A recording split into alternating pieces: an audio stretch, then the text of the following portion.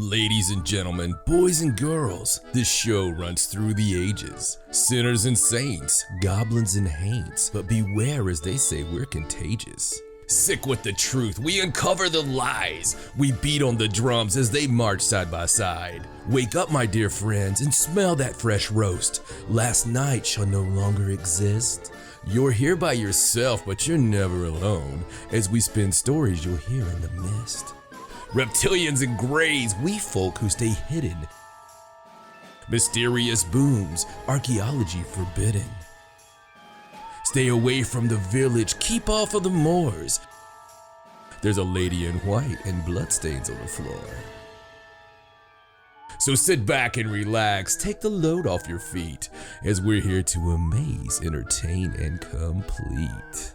You see, my name is John, and Stacey's here too, and my, do we have something in store for you.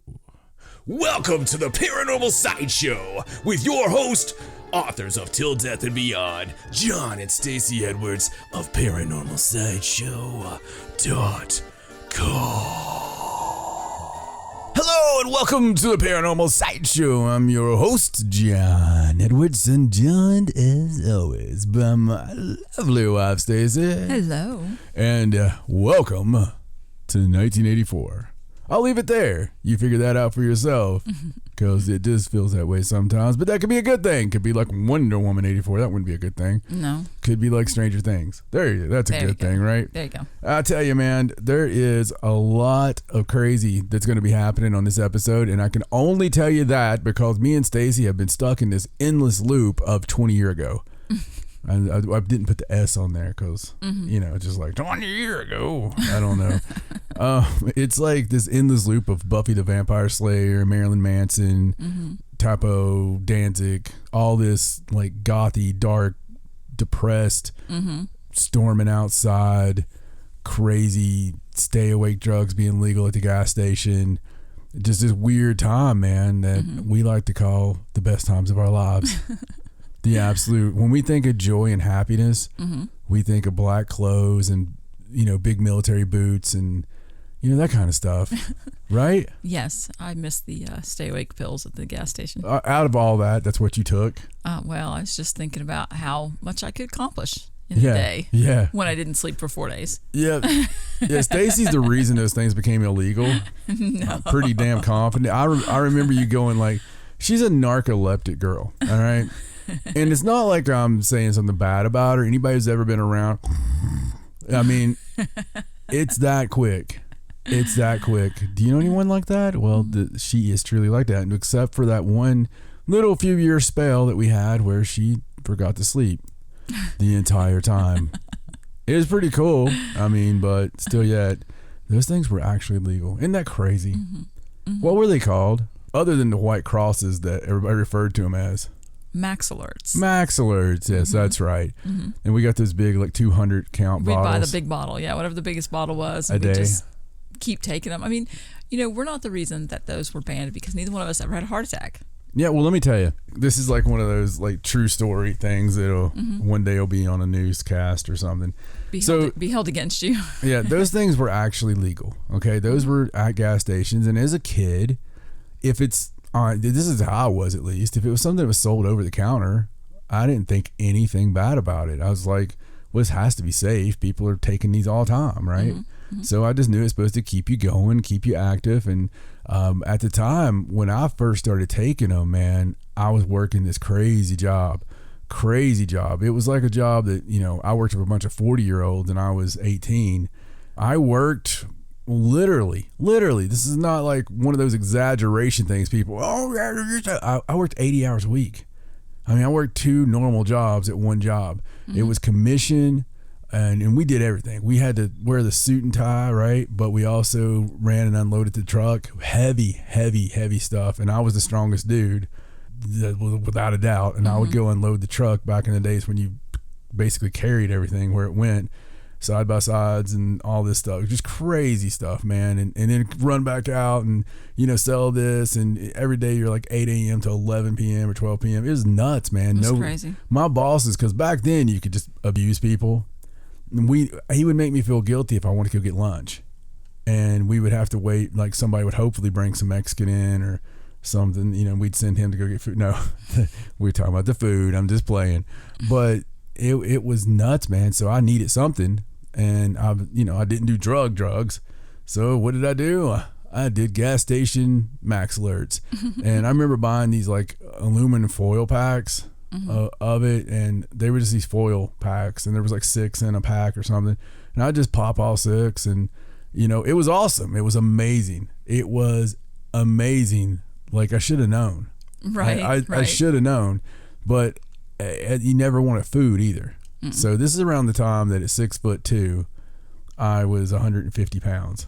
You know, not even thinking about the fact that something might be wrong. And I remember people would always give me like, man, your hands are shaking. Be like, I'm just really excited. They do make you shake. Just really excited. But you know, there was people that would hang out with me that would take some of them, and we had to take a girl to the hospital one night, and like it was crazy, like weakling. They never bothered me. Yeah, me either. I mean, they did make my hands shake a little bit, but boy, they just gave me all the energy I needed. Yeah, I mean, and we couldn't figure. We got so mad when they made it illegal. I remember because we knew nothing about like people manufacturing things and whatever. You know, it's probably because energy drinks got popular. And if you did some of those and drank an energy drink, you would probably die. No, I think it's because people made illegal drugs with it. Oh, yeah, that's probably true. I believe that's what caused it there, Stace. It's but because it was early on that they made that illegal, and they made like the fake stuff because it was ephedrine, right? Ephedrine, yeah. You can still get it, but you have to like go through the pharmacy and sign your life over and show ID, and they count how many times you buy it. It was so bad. I had a song called Ephedrine. Seriously. Because it was, was it ephedrine or ephedrine? I don't know. I didn't say it in the song. I used to just name my song things that had nothing to do with the song. Right. Just, that's me. But that was a funny. What a funny story. What a funny little story to tell you guys of something that was actually such a huge part of my early success. Everything went downhill for a few years after that, you know. But anyway, back to the fun times of the darkness that was our 20-some years ago. And I need to say 20-some. It just makes me feel old to say that. So, you know, I didn't even want to say 20, but wow, we've been together a long time. We have. You know what? The whole time we've been together, we've been sitting beside each other talking about weird stuff. Yes, we have. That's what's really funny is if you had a mic drop from the ceiling like 25 years ago, it would have captured us talking about ghost and spirit stuff, and you would have been like chastising me for going too far with it. I mean, making fun of it. Yeah, it's all the same stuff. Like you'd been like, you really shouldn't make fun of this stuff. Oh no, it's okay. It's just like Johnson. Hey, Johnson. You know, like it's always been. It has. It's just great stuff. But without a doubt, some of my favorite music of all time is from that era, and some of my favorite TV. Everything that came out was like, you know, Charmed or Buffy or X-Files and, you know, cool stuff like that. And now what do you get? What do you get, huh? You get nothing. That's what you get, a big pile of crap. And then you have to pay for it all separately.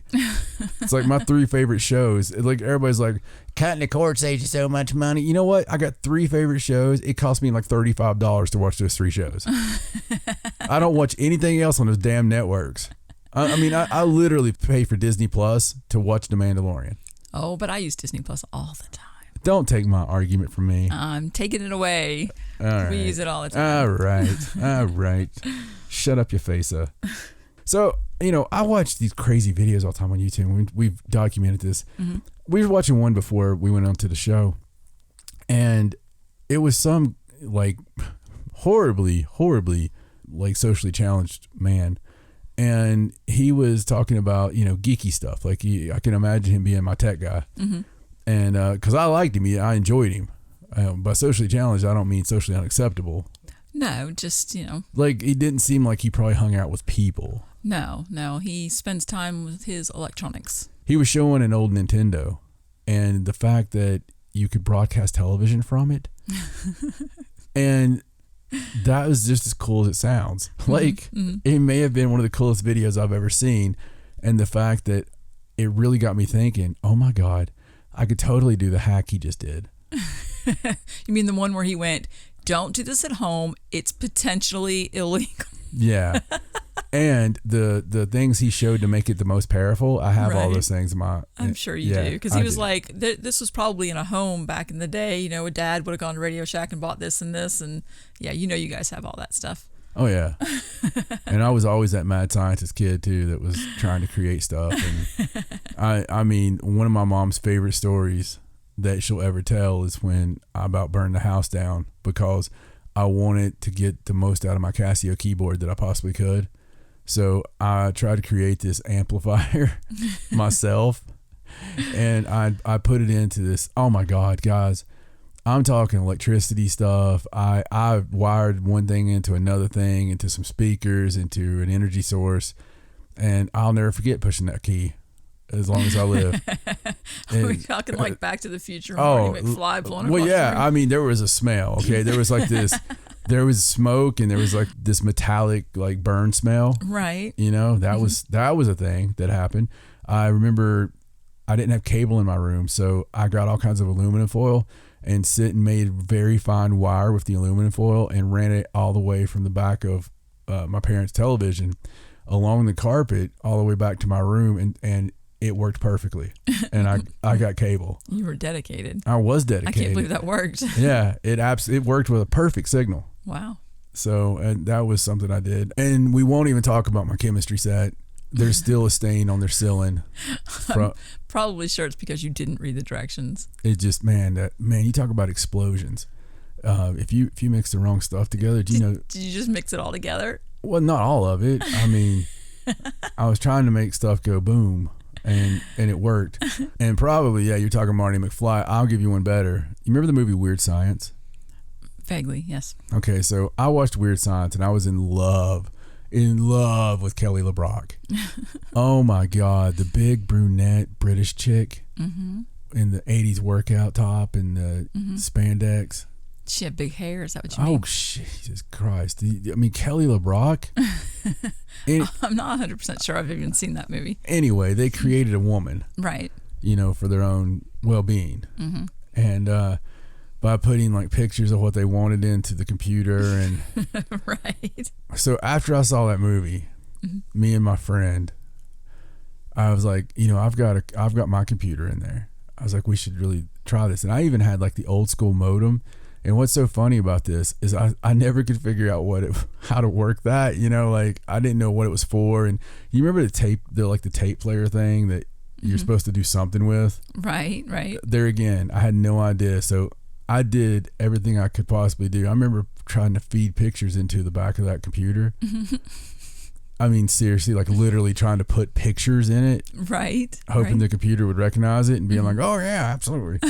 And I was trying to write my own program because I just mastered the program that takes you all day to make a balloon go up the screen. Right. Except I was putting like girl, brown head, blue eyed. I was putting all that in there. Wow. And how old were you? Well, what does that matter? Okay, never mind. Just continue. I mean, I don't know why that matters. Why? Just curious. All right, continue. Anyway, I had all the pictures of the woman I wanted to create and everything, and I was so disappointed that it didn't work. Right. Like it didn't even give me like a little woman. Like I would have been happy with like, you know, anything, but nothing. And I'm pretty sure computers don't work that way. Well, I know now. I mean, now if you're looking at through 2021 eyes, it looks crazy and silly. But anyway, I think we'll get off that because it's obviously not going to go anywhere good for me. This is all stuff that's going to be used in the court proceedings against me. Right. Or someday I'll be doing an interview for some, you know, Bruce Wayne job. Right. And somebody will say, well, you know, there was that time that you tried creating that woman. And oddly enough, it worked. That's right, John, it worked. And unfortunately, she seemed more qualified for the job than you. So we've given that woman that you created yourself your position, but we know you'll be a trooper about it. And what we really need you to work on, John, is your attitude. course, nothing like that would ever happen. No, of course not. That'd be silly. It would be silly. You know what I did? What? I shaved my face. You did. Mm-hmm. I shaved my beard. Yes. You have the baby face. My goatee. Well, I didn't shave today, so it's not very baby face today, but it's not like gleam. Mm-hmm. It's not baby butt. You know, it's actually. It looks very nice. Do you think? Really? I do. Does it look like I lost my chin in the war? Because no, that's what it feels like. No, it doesn't look like that. I haven't seen you without your goatee in a very long time, so it was shocking at first. But I mean, it's what you look like when I met you. Yes, it is. So it is. So I mean, I might grow it back within a week. Mm-hmm. It's just I wanted to try it, and you know, I put some pictures up online, and it got some really good reactions and stuff. But it's just weird for me because I like to stroke my beard, so it's like something's missing out of my life. So with all this craziness and us, you know, retroing a little bit, I'm just gonna warn you right now. This is either gonna be one of the greatest episodes of all time, or it's gonna be an episode that could end up being one long subliminal black magic chant. Just letting you know. So halfway through it, if you start feeling like odd and nauseous and pea soupy, you may want to turn it off. There you go. Because pea soupy. Pea soupy is an attitude, man. It's a feeling. It should be an emoji. Mm-hmm.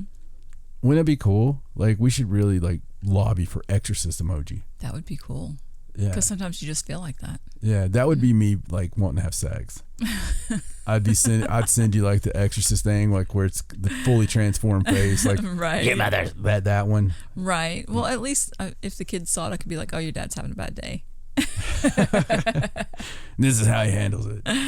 But when I'm having a bad day, I try to look for a good article. Okay.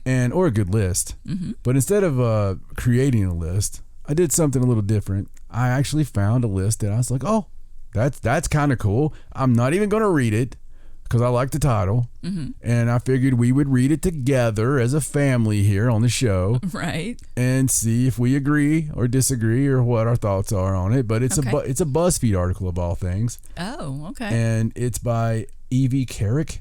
I believe that's the BuzzFeed contributor's name. There you go, Evie. You made the show. Evie, let's see how you did. What kind of list is it? It's 18 unique and bizarre places in the U.S. everyone should visit once in their lifetime. Oh, okay. And it goes down as one of the longest titles ever for an article. It's very long, but let's see what some of the unique places we should visit are.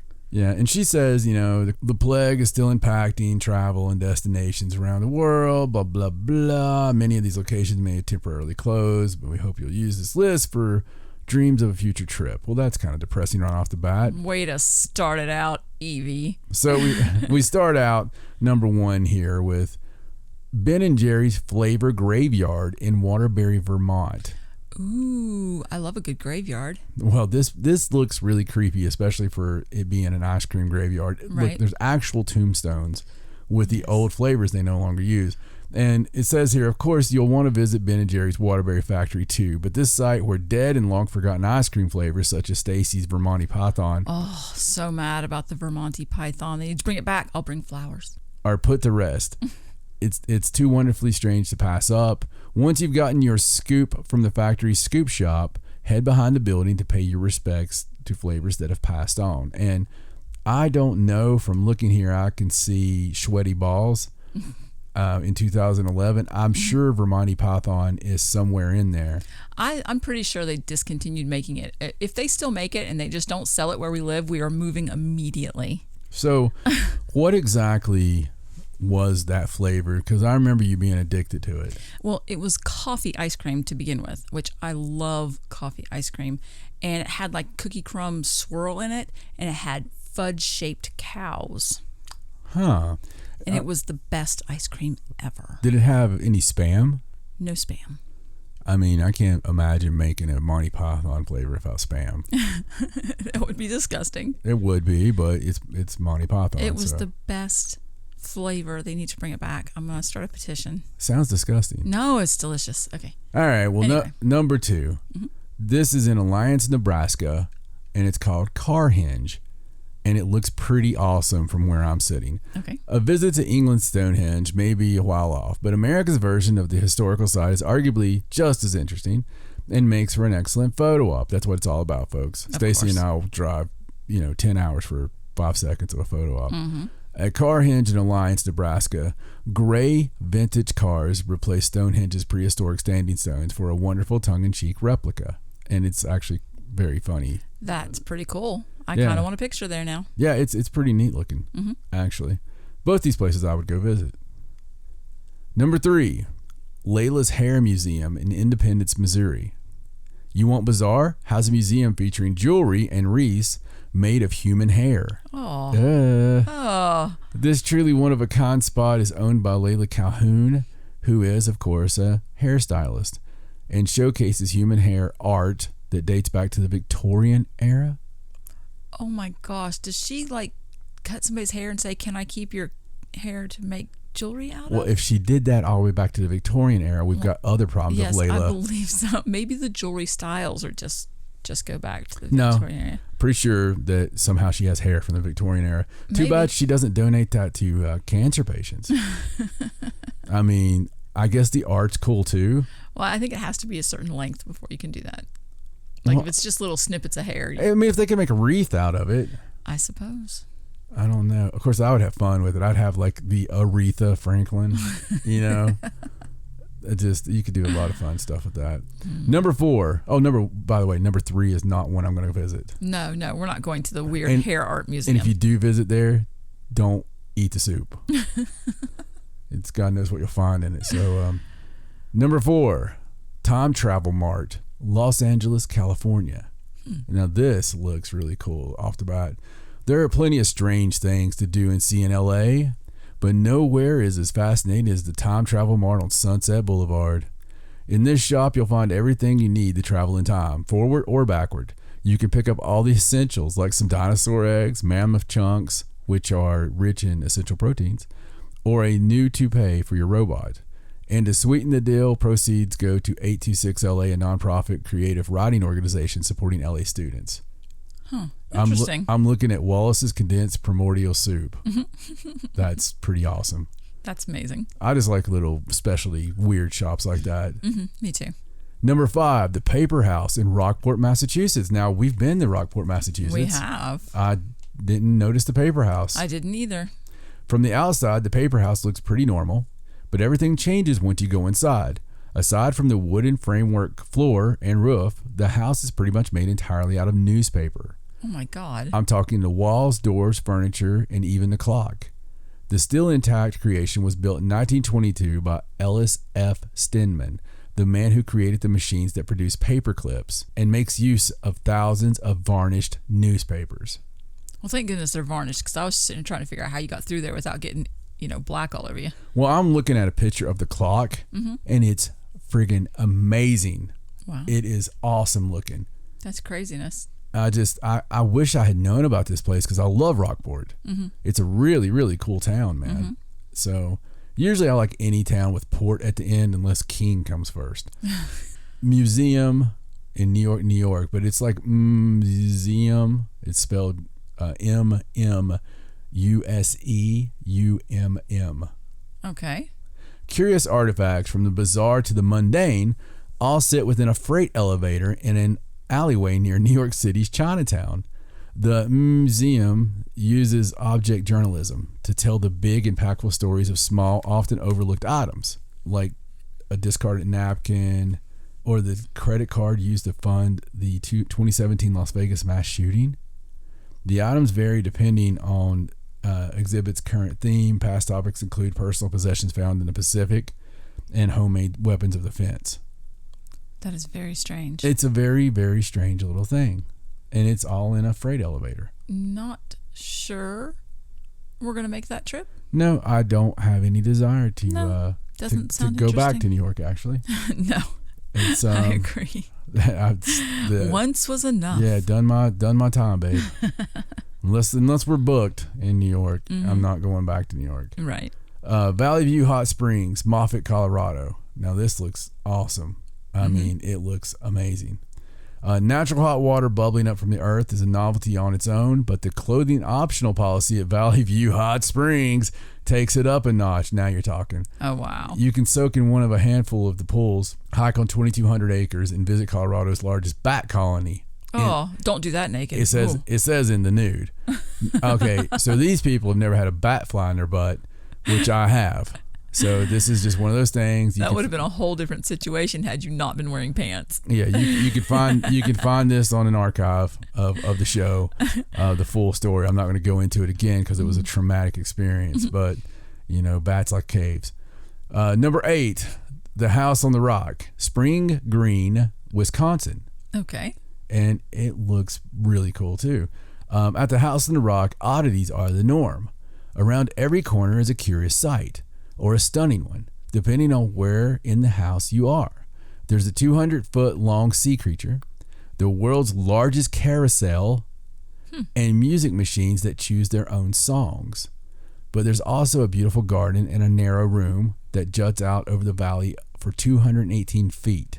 Wow. That sounds amazing.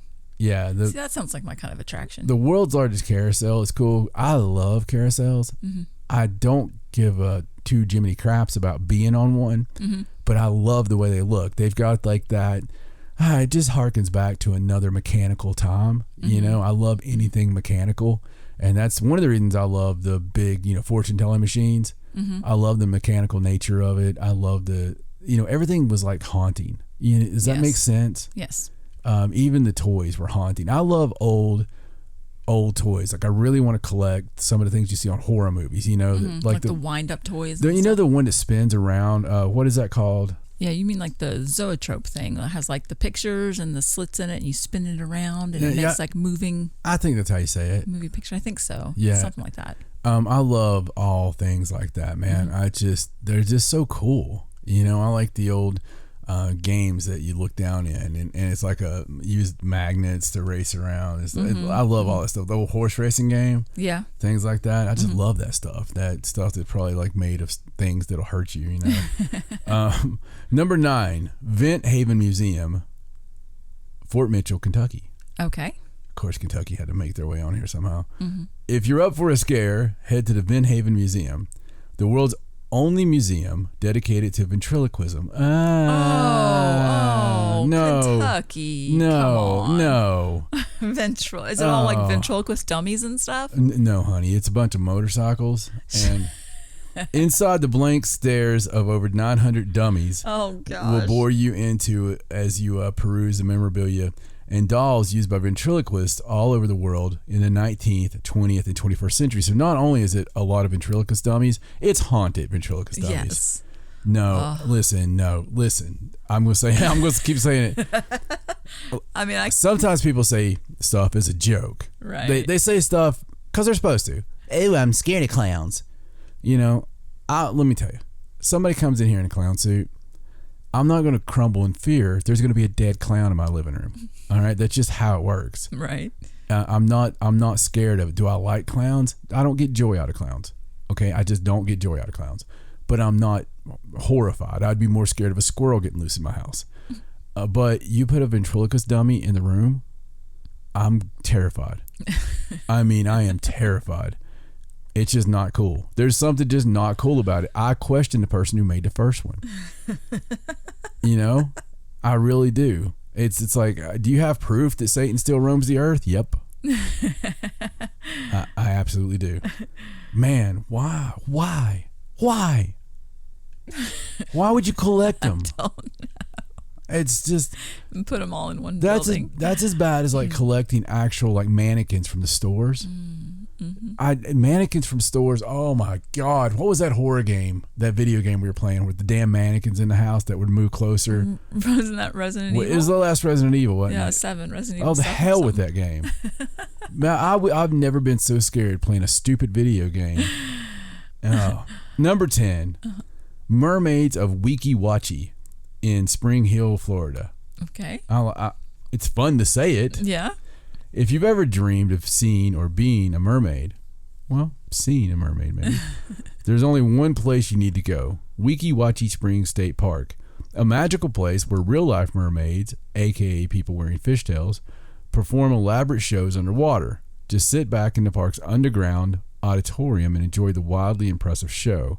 Now, I wonder if this is an NC-17 show or not. Like, I doubt it. it's not a proper mermaid then, is it?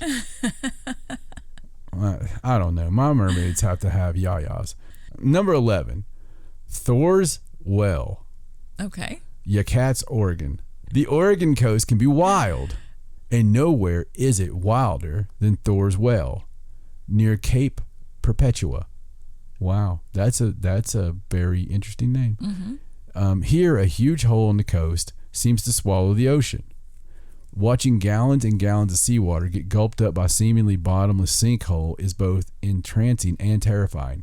And I didn't know about this. I've went my whole life without knowing this was in the United States, and it's freaking awesome looking. That's amazing. I mean, if I ever want a place to vacation and accidentally lose you, that is the place.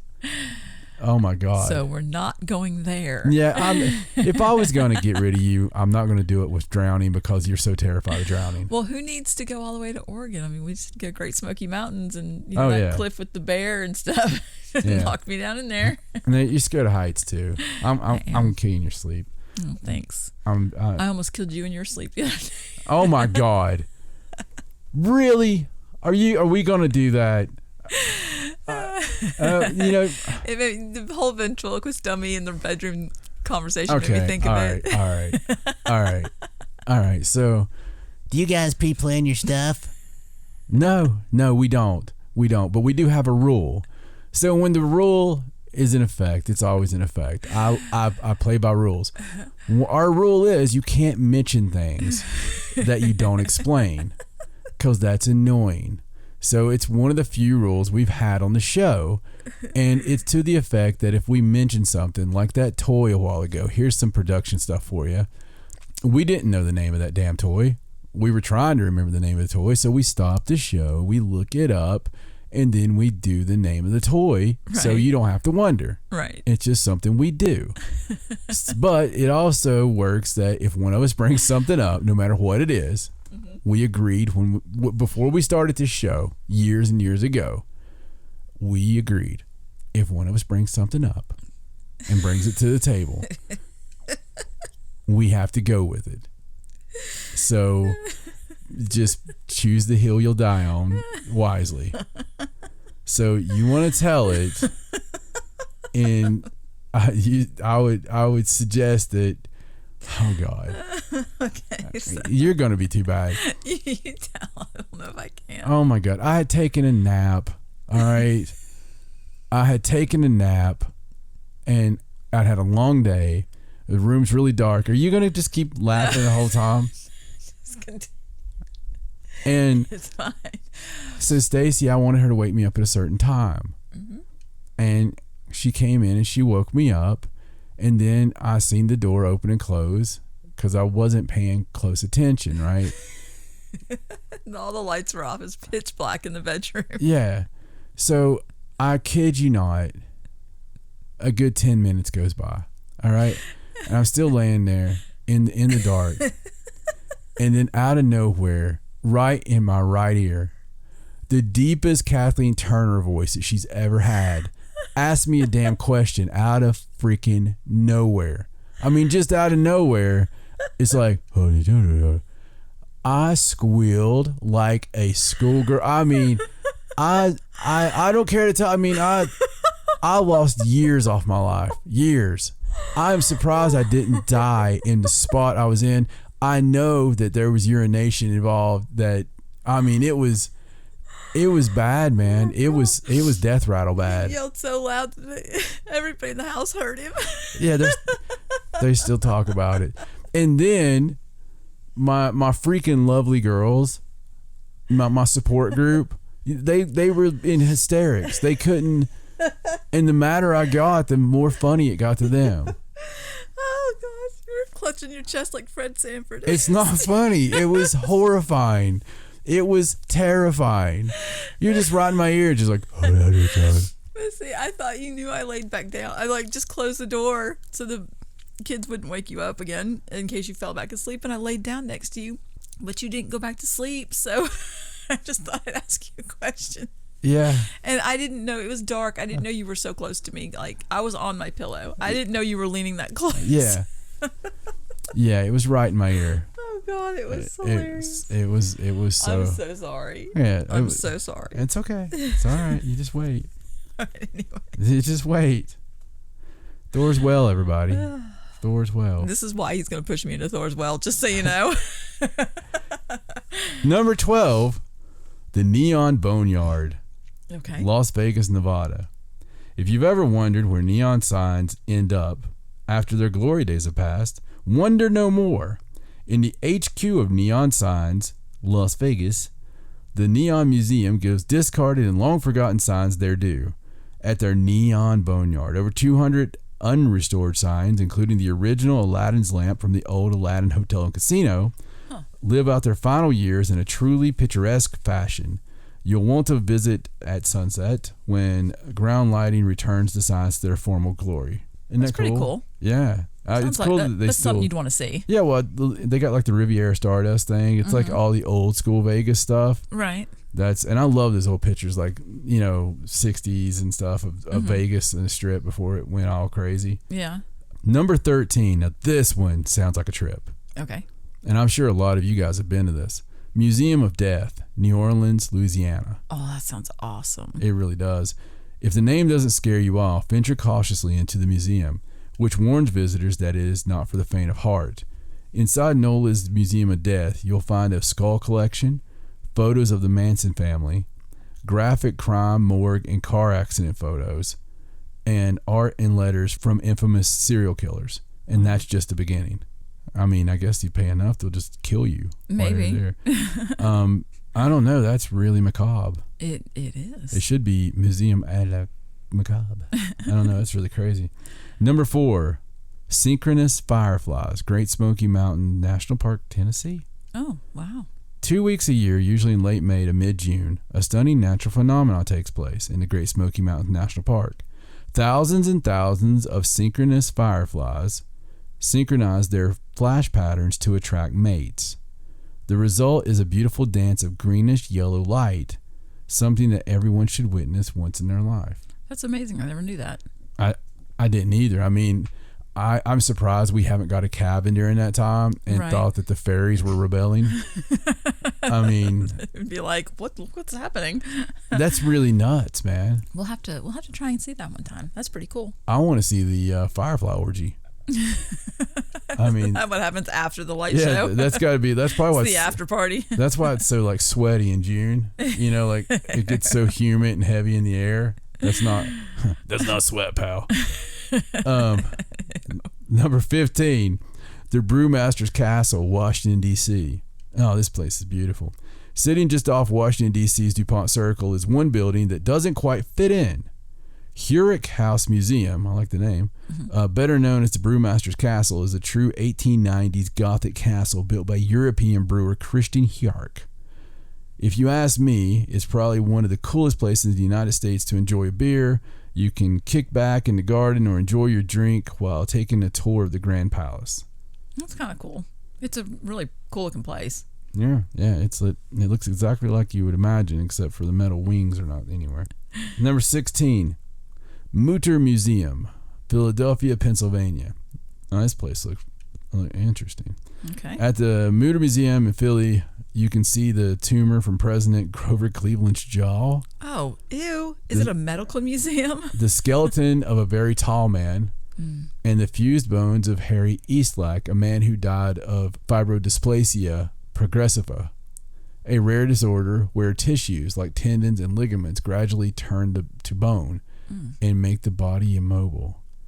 The real showstopper, though, is the brain of Albert Einstein, which is laid out in slivers. Oh. Yeah. Abby, normal? Yeah, really. I don't have any desire. No, I'm not super fond of medical museums, especially when they display human remains after the whole Mary Bateman thing. Yeah. Kind of turns me off. I love sideshow stuff. And I mean, like, my God, I love, like, this is a weapon of death, or this is this and that. I love sideshow stuff.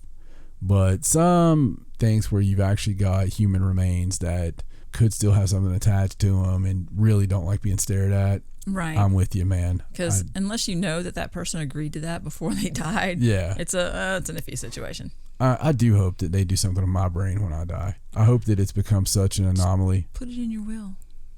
Well, Donate it to science. I don't want it donated to science. That I want it like worshipped. Oh, I see. Yeah. I see. Something, Sorry. something good, Number 17, the wave organ, San Francisco, California. On a jetty in San Francisco, the ocean meets its own musical instrument, an acoustic sculpture that makes sound as the tide comes in. The intricate organ is constructed from PVC and concrete pipes that extend down into the water, and it sits on a jetty made from the remnants of a demolished cemetery. The effect is haunting and peaceful and beautiful thanks to the site's city views. Now, I knew about this one. I did too, but I mean literally haunting. I didn't know about the cemetery thing. No. Is it like literally haunted? No, I love that stuff. I love musical roads too that you drive on, and that kind of stuff's always interesting to me. Yeah. Number 18, Maparium. The planetarium. Welcome to the planetarium. Boston, Massachusetts. Okay. Geography lovers, look no further. You'll never have to look there. At Boston's Maparium, you can literally step inside a globe and get up close and personal with a map of the world. This 3-story globe made of stained glass resides inside the Mary Baker Eddy Library and has a hovering walkway so you can stroll straight through the middle. Well, that's kind of cool. Yeah, it really is. It's pretty cool. I think I've seen this place from the outside. Maybe. But that's neat looking. But I don't know if I'd make a trip for it. No, I mean, if you happen to be in the area and you needed to go to the library. Yeah, I mean, I guess it's interesting. But there was some really cool, weird places there. There were. I was kind of surprised that she had that death museum on there from New Orleans and completely overlooked Zach Bagans' museum in Vegas, which I think has cooler stuff. Yeah, because it's like haunted and serial killer and here and there. So. I agree. Well, just because I've got a second, I gotta give you another one. Well, before you get into that list, can I just tell you something that's kind of funny? Please. Because I didn't know what list you were doing on the show, and when I was going through my news, I saw this place that I thought was really interesting, and I bookmarked it to show you, and I forgot to show you. But it's one of those things. It's a weird place that you have to visit. Oh. And it's called the Center of the Universe. It's in Oklahoma.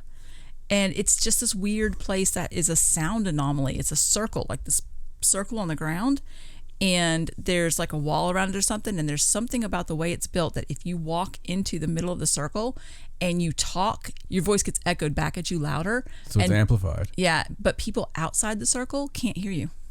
Oh, well, that's interesting. Isn't it weird? It's not the only place like that. I'd never heard of it, but I saw just like an article on this place, and I was like, that's really weird. Oh, my God. You know what we need to do? What's that? We need to make a big road trip where we go to all the mystery spots. Yes. Oh, yeah. I love mystery spots. That'd be cool. That'd be a fun vacation. Let's find like 7 mystery spots. And make like a loop or something. Yeah. Yeah, that sounds fun. Now, I know this place there's YouTube videos where people have gone there from years and years ago, but I didn't watch any of them. I just literally just found the article. So. It's hard to find those places. Like, you really have to just find a random article. Right. Because, I mean, they're so localized that a lot of times there's a really cool place and people just don't know unless they're locals. Right. Well, that's like this place. This place isn't a touristy spot. It's just a thing. And people just know about it. All right, it's not guys. like they charge you or anything. So you'd let me know. All right. Please get a hold of us. Let us know like your mystery spots. And it's just, please be kind. Rewind.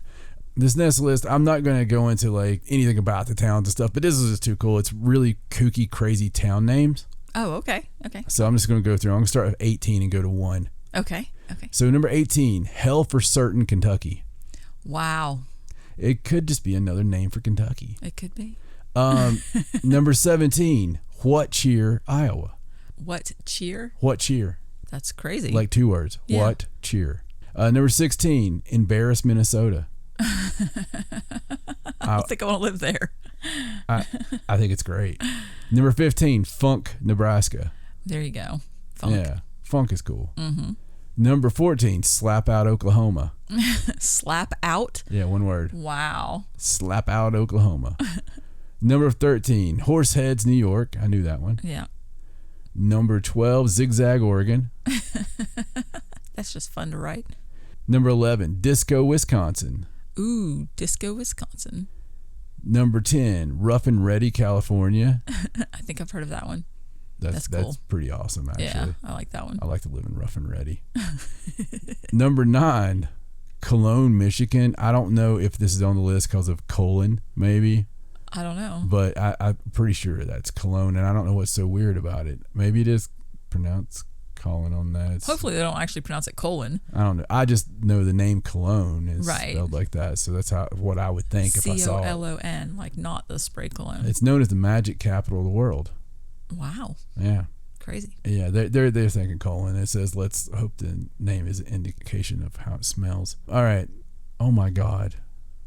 Oh my God. This is a real place. What is it? Hope You Lick It, Georgia. What? Hope You Lick It, Georgia. HOPEULIKIT, but they say it's pronounced Hope You Like It. Oh, wow. Somebody didn't think that out properly. Or they did. Hope You Lick It Community is what it says on that sign. Wow.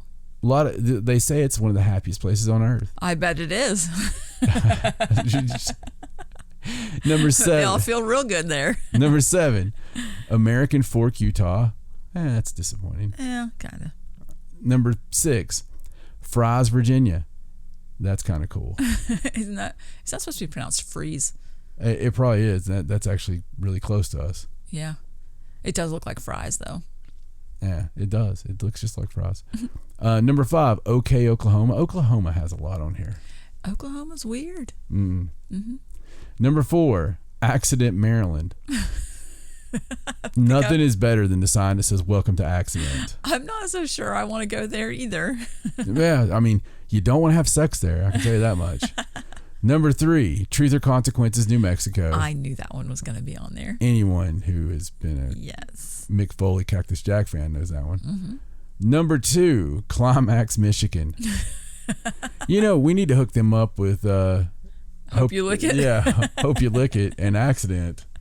Yeah, They'd be like sister cities or something. Yeah, put them in the right order.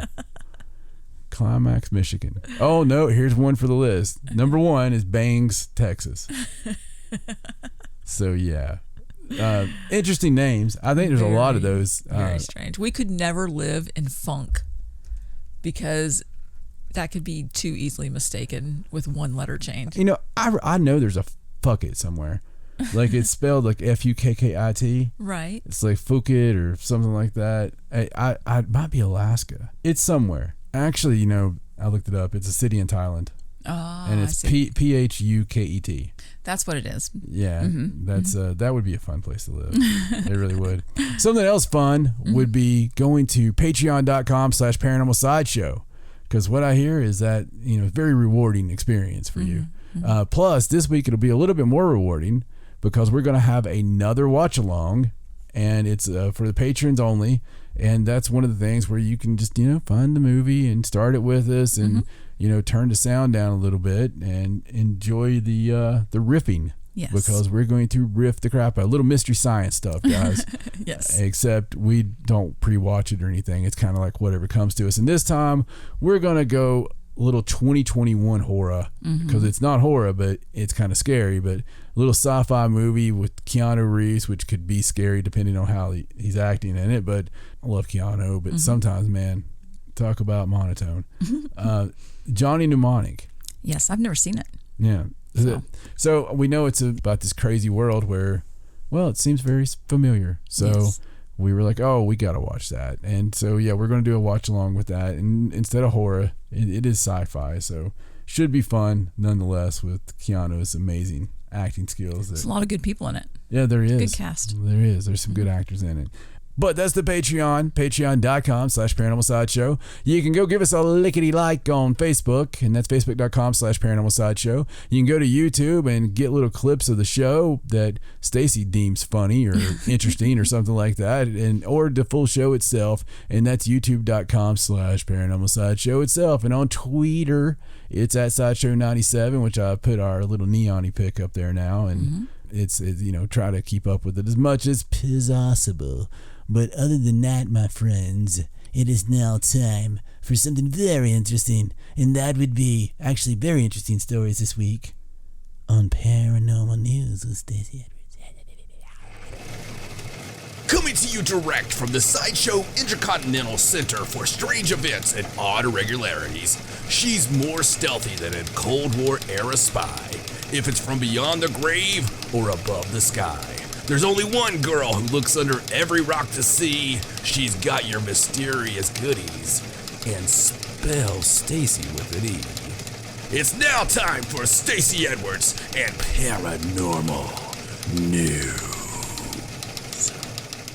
All right, so let's get to the news. I don't mind if I do, lady. Okay. I got something here. Oh. No, well, I was giving you the Iggy. Oh, I see. Okay. In wrestling, I'd be giving you the Iggy. Okay. Iggy away. That's the secret carny language of letting you know I got this. Oh, it's not secret anymore, is it? Not very secret at all. No, it's not. It's not very secret for internet trolls either, or marks. I mean, this is just something interesting. I was going to put it at the first of the show, but it's that timey-wimey weirdness that we have happen on the show sometimes, where it's just like we sound really tired, and then all of a sudden we're really awake, and it's amazing. Drugs. It's the Max Alerts. It's drugs.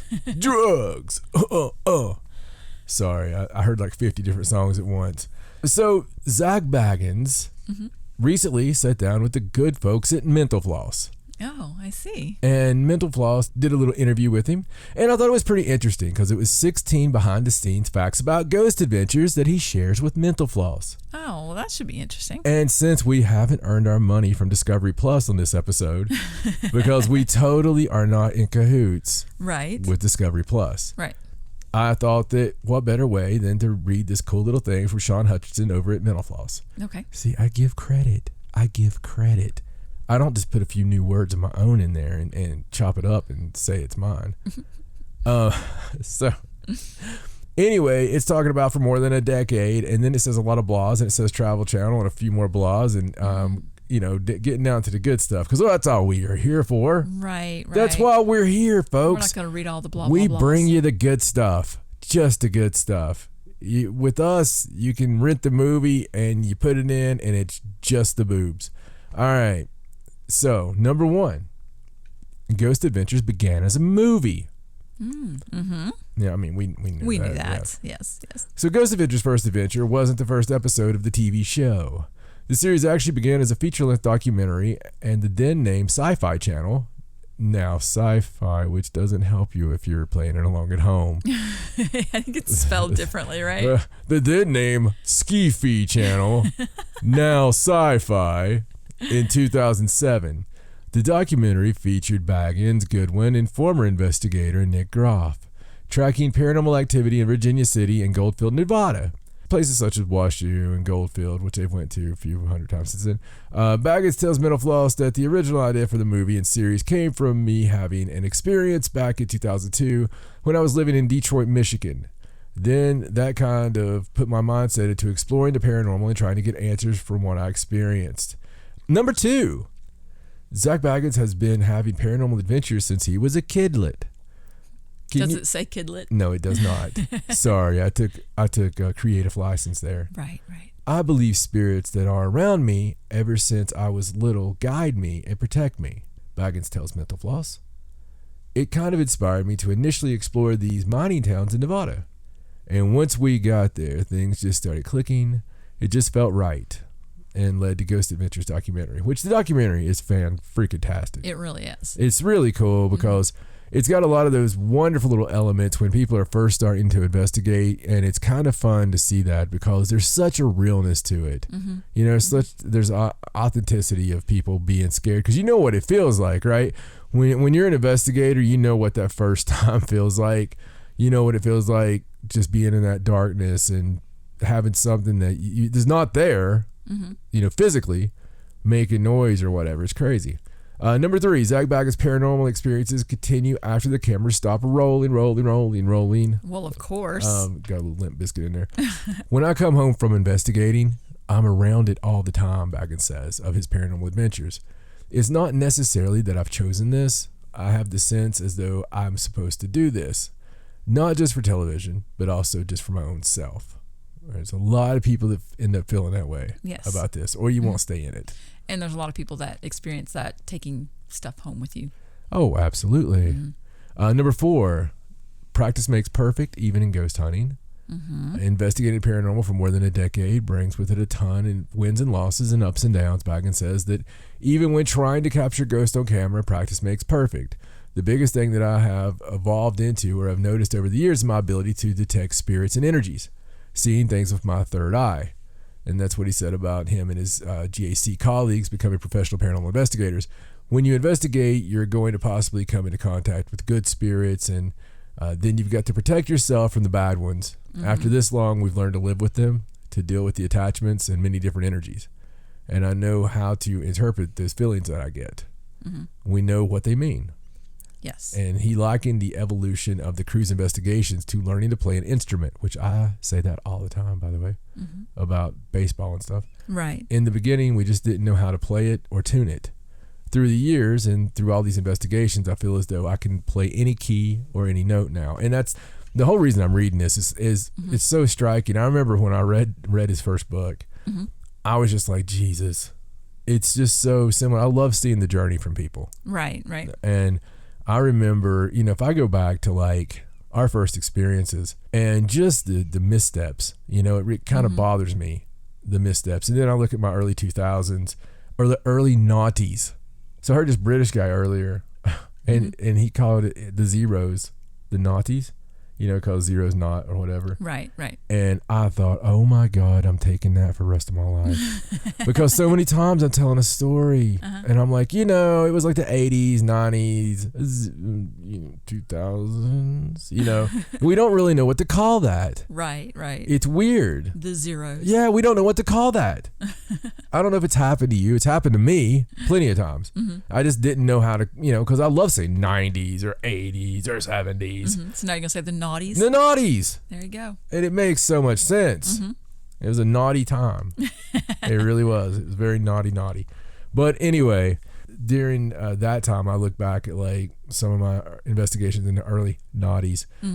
And, some of the aggressiveness that I displayed and really opened myself up for such attacks and crazy stuff. And I was getting such good evidence. I just hate and kick myself for the fact of what I could have been dealing with, what it may have been, yet I was thinking it was something else, or it could have been that. Who knows? I didn't give it the chance. Right. So that really bothers me because there was so many good evidence opportunities that we had and just so many, bad encounters that really I wish I could have over again. Well, one thing I'd like to say about, how he was talking about how he can sort of feel the energies now, and he understands that, that you're going to get that, especially as much as they investigate. Right. But one thing I love about the show is if you start at the documentary, the movie, right, and watch every season, it's a journey. It's truly a journey. And yeah. You can see how they grow as investigators and how they learn new things, and you can actually see that transformation of being able to feel the energy. Absolutely. When they go into this place. Absolutely. I agree with that. And one thing with me and Stacey, we've always done, it doesn't matter. If you go back to Haunted South, we could be investigating, the night before in the most grandiose place ever, but we could be on the show talking to somebody about their first investigation in their own house. And it's just the most important thing to us in the whole world.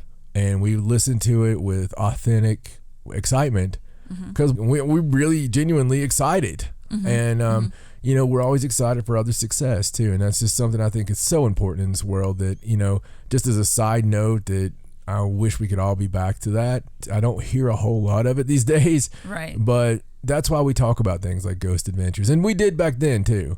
Or ghost hunters or, any of the other ones that come on or that big groups out there that maybe don't have TV, but you're just you're a fan of them doing it. And a lot of my friends out there, like David Weatherly, love him to death. You know, don't get to talk to him quite as much as I would love to because of hashtag Bruce Wayne job.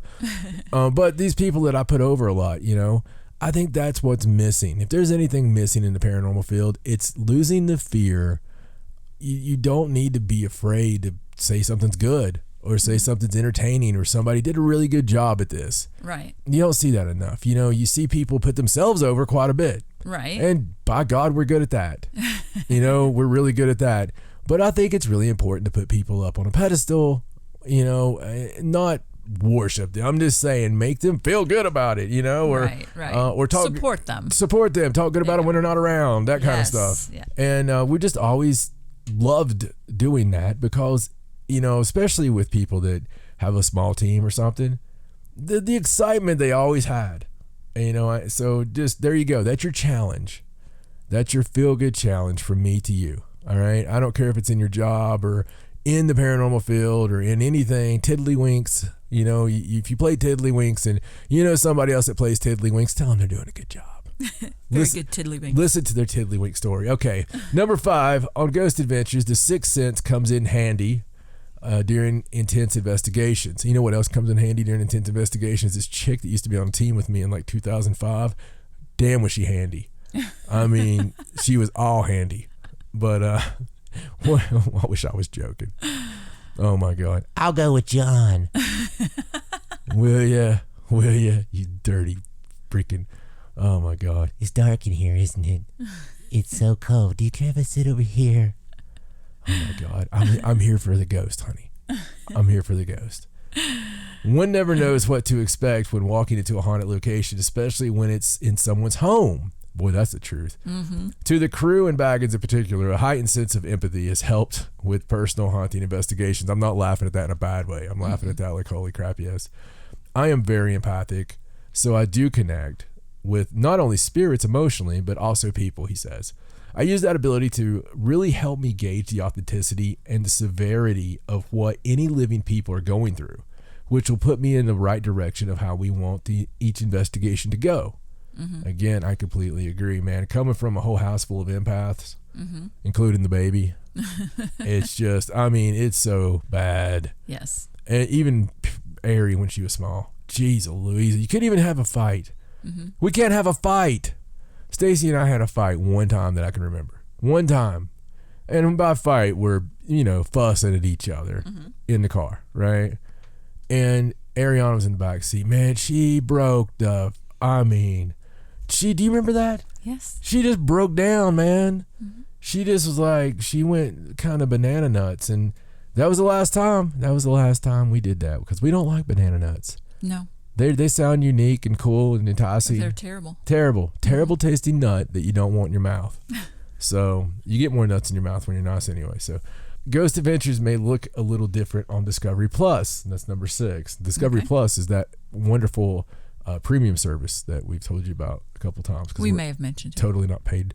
So on Discovery Plus, the cool thing he's talking about, which we've already been able to enjoy and we've talked to you about, but he says it's allowed us to provide some more original content. Right. And it's going to expand what we're doing on our investigations. He says, citing the recent 2-hour Cecil Hotel special, and offering that without spoilers, the show aims to put out all kinds of new non-episode specific content in 2021. Oh, well, that's cool. Yeah. Something to look forward to. Very much so. I love the fact of basically having extra documentaries, you know? Right. The Ghost Adventures team, this is number 7. The Ghost Adventures team is eager to reinvestigate certain locations. Speaking of the Cecil Hotel, he said the infamous Los Angeles location, which in addition to being the scene of violence and murders, and by the way, new Netflix documentary, it's just a crime documentary series they have. They're doing it. Yeah, they're doing the Lisa Lamb story, aren't they? Mm-hmm. Yeah. So I thought that was interesting. Is where the Black Dahlia was purported to have been spotted before her disappearance, and where Night Stalker Richard Ramirez was rumored to have stayed.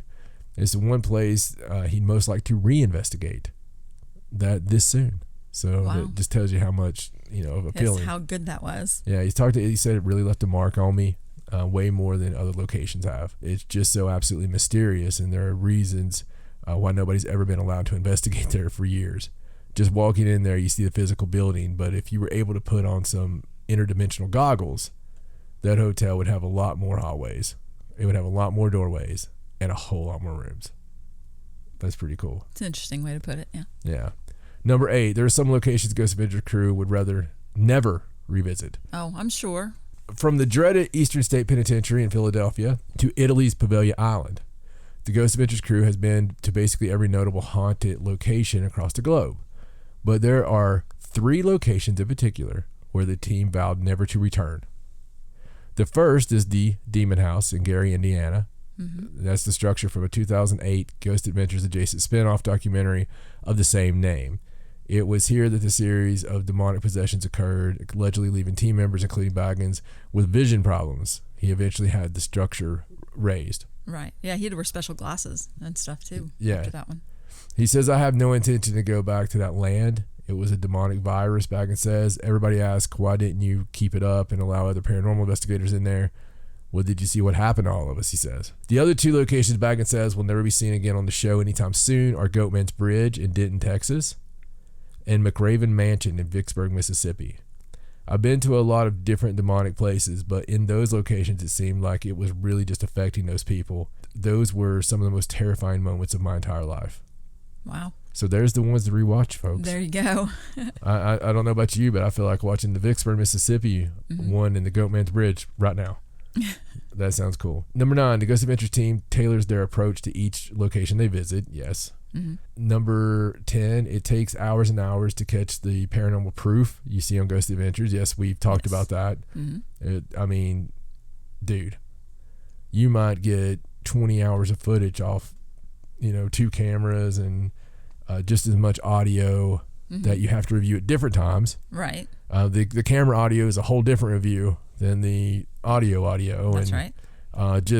It's a lot more. You got to think, if you're there 8 hours and you have even just 3 cameras, you've got 24 hours to review just on that. And 24 hours to review on video doesn't just take you 24 hours. No, because you have to rewind. If you think you saw something, then you have to... And discuss and talk and write down and get opinions and all this stuff. And, on audio, oh my God. That's 24 hours of audio is weeks. It's literally weeks of just getting it, all done, filed, because you have to file as you go if you're doing it, right. Number 11, bad evidence or a lack of proof helps structure episodes of Ghost Adventures 2. They do always point out when they find something that's not paranormal. Oh yeah, so. Yeah. Number 12, the Plague has streamlined Ghost Adventures. I'm sure it has. I'm sure they cut down their crew and... Yeah, it said they quickly shut down many of the best laid plans, but they eventually adapted, which led to a 4-part mini-series, Ghost Adventures Quarantine, in June. The episode centered around Bagans, Talia, Goodwin, and Wasley locking themselves in the Haunted Museum and investigating its many artifacts. We're all finding a way, right? We're having to find our way around. Number 13, the Plague, as we lovingly call it, has opened doors to new locations for the team. Of course, like the Cecil Hotel and the Comedy Store, which are 2 of my favorite episodes they've ever done. That's right. That Comedy Store one is just freaking amazing because I always wanted to see it. I know. Number 14, the wildest paranormal experiences Zach Bagans ever witnessed involved rapper Post Malone, which, that's had some of that Dybbuk box involved in it. Number 15, a new haunted artifact belonging to Zach Bagans might be even scarier. It says that, you're going to love this. This is when I knew I was going to read this on here. Bagans revealed that he's creating a new exhibit around a recently acquired artifact, a supposedly cursed clown from the movie Poltergeist. Yes. We were moving the clown, and when my assistant touched it, he had a really weird feeling. And he's not sensitive to these things at all. The very next day, he got into a car accident. Oh my gosh. A few days later, he got into another car accident and had to be taken to the hospital by ambulance. 4 days after that, his house was broken into. Then a few days after that, a family member of his was diagnosed with a very serious medical condition. So I feel as though these are things you have to pay attention to. I feel the magnitude of these items' powers are very misunderstood. I agree. And if that had happened at the Haunted Museum, I mean, who knows what effect getting some kind of haunted object around a bunch of other haunted objects could possibly have on it. Oh, absolutely. Absolutely. I just thought that was cool. And yeah, that's crazy. I remember hearing that he bought that crazy clown. Yeah, you made a big deal about it, actually. Because it's creepy. I know, but it's just kind of funny. You made a bigger, there was a bigger deal to it for you than there was for me. So maybe you had some kind of connection there. You kind of knew. I don't know. It definitely belongs in that museum. You've never been a trouble magnet for the paranormal. So you're kind of like the opposite of that, which is kind of cool. That would explain why I'd be like, oh, look at the cute little clown. Let me hold it. You know? And look at that pretty box. Can I hold that? Oh, wow. We always got to go back to the Dybbuk box, don't we? Listen, it was important. Mm-hmm. We were shooting a very important thing. Right. And I was like, well, there's a Dybbuk box and there's a camera on me. So do I act like I'm scared of it or do I dance with it? And I danced with it, and we weren't able to use any of the footage. There you go. So there's your lesson. Lesson learned. There's your lesson, boys and girls. Don't show off for the cameras. And now we return you to your regularly scheduled Stacey. Well, thank you. That was a very interesting article. Well, thank you. I appreciate you bringing it. Okay, I appreciate you listening. Let's get into the news. Lizette. So I've changed it up a little bit for this round of the news. We're going to start with some discoveries. Oh. Because there were some cool ones. Discoveries are always a plus. All right, so this first discovery we're going to talk about is about a mummy that was found in Egypt with a gold tongue. Whoa, hey. Hi-oh. So archaeologists have found a 2,000-year-old mummy with a gold tongue at an ancient Egyptian site called Taposiris Magna. What are you laughing about? I was just thinking about this story that I used to tell the kids, like with the golden arm. It'd just be like, I could just hear it right now, like, oh, her memory bug. Boo, bad, my border bug. Boo, I mean, you wouldn't even be scared, right? You'd just be laughing at him. What? So they claim that embalmers perhaps placed the golden tongue on the mummy to ensure that the deceased would be able to speak in the afterlife. For instance, if the golden-tongued mummy encountered Osiris, the god of the underworld, in the afterlife, they would have needed to be able to speak to the god. Right. So they said it's not clear if the mummy had a speech impediment when they were alive, and it's also not clear why the tongue was made out of gold specifically. Right. So the archaeologists discovered the mummy in one of the 16 burials that are at this Taposiris Magna. That's really weird. That's like the only gold-tongued mummy I've ever heard of. I know. And this particular burial place has temples dedicated to Osiris and Isis. And previously, the archaeologists have found a hoard of coins decorated with the face of Cleopatra VII. Dude. Suggesting that the temples were in use during the Queen's reign. Oh, my God. Mm-hmm. I was just going to say, I know what this is. What is it? That's one of Cleopatra's lovers.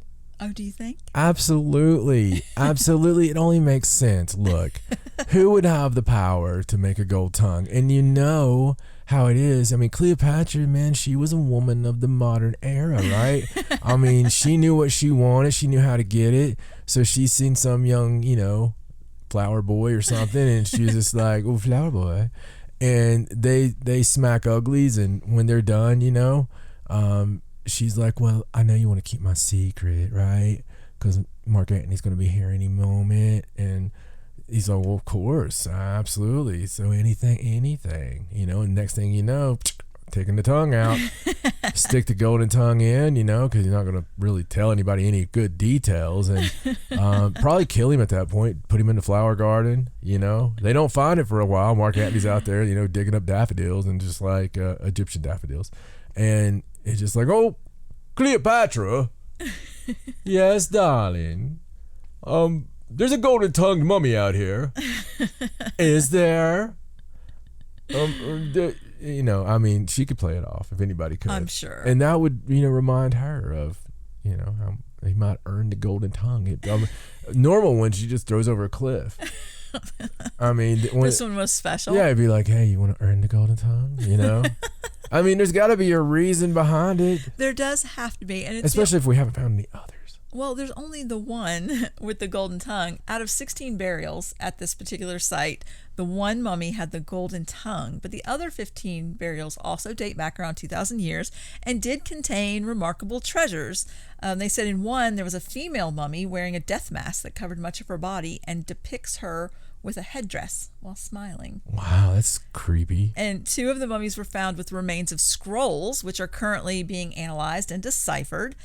And one of the mummies had this encasement, plastered layers, and encasement that had golden decorations of Osiris on it. Wow. So it was a really amazing find.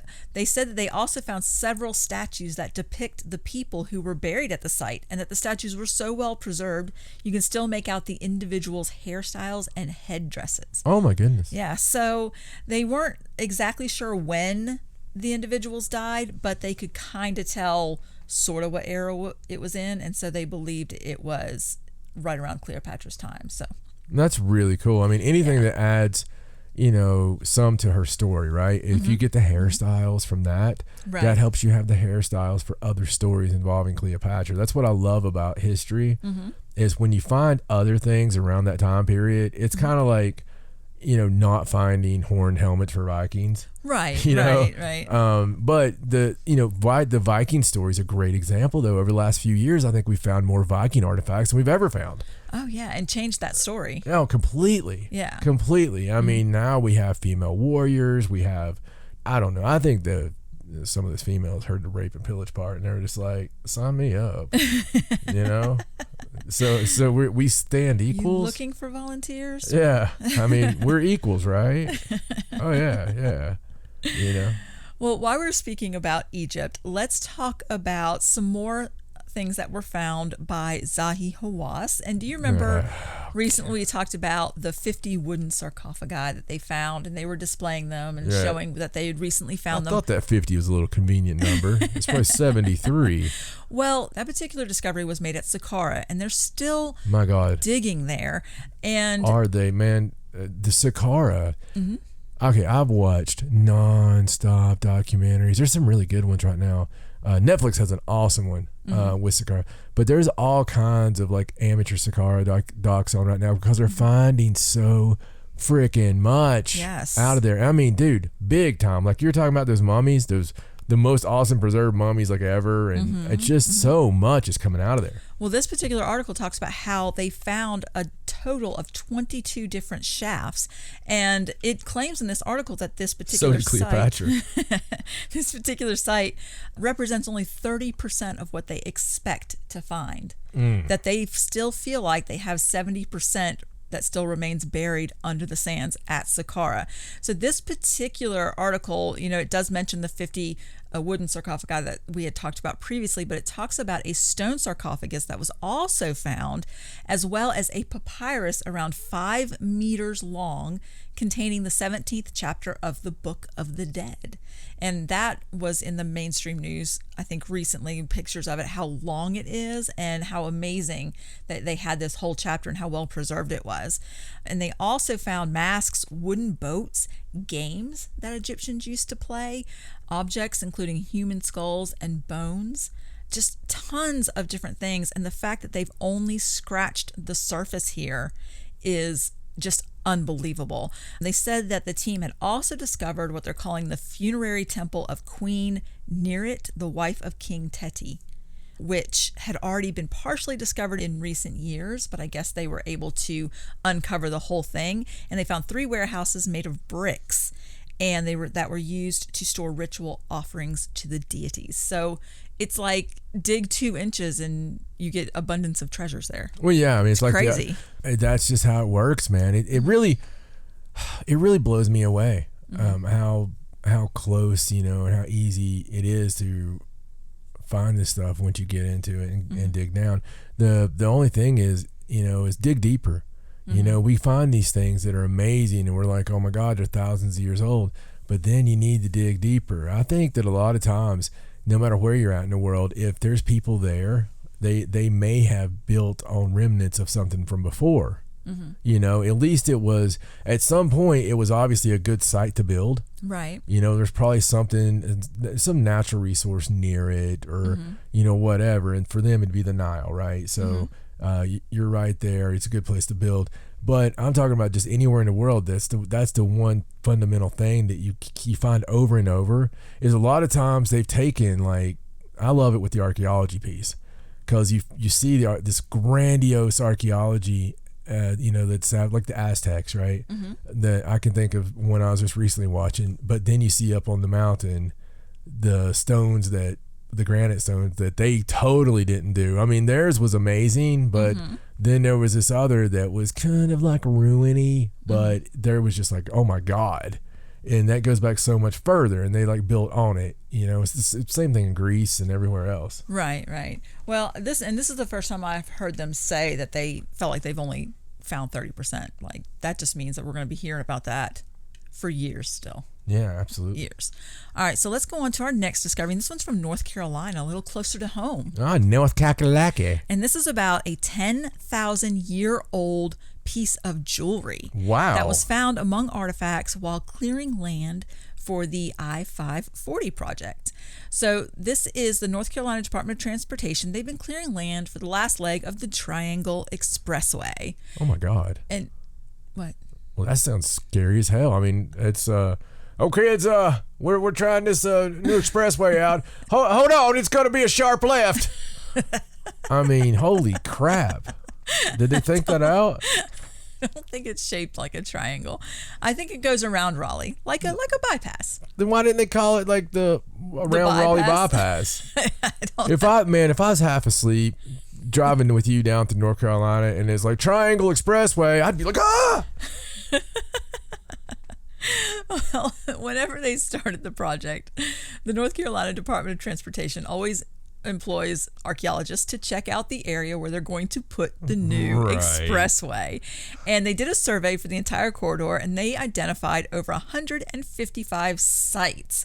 However, most of them were not in the path of where the asphalt was going to go. Oh, except convenient. for this one exception, an area in southeastern Wake County below Garner near Williams Crossroads. So they decided they needed to dig there since the asphalt was going to come right through there and they wouldn't be able to. Right. So for the past few months, they dug up this whole area and they sifted every inch of the dirt through the screens, and they found a lot of artifacts. They found pottery that dates to around 500 AD.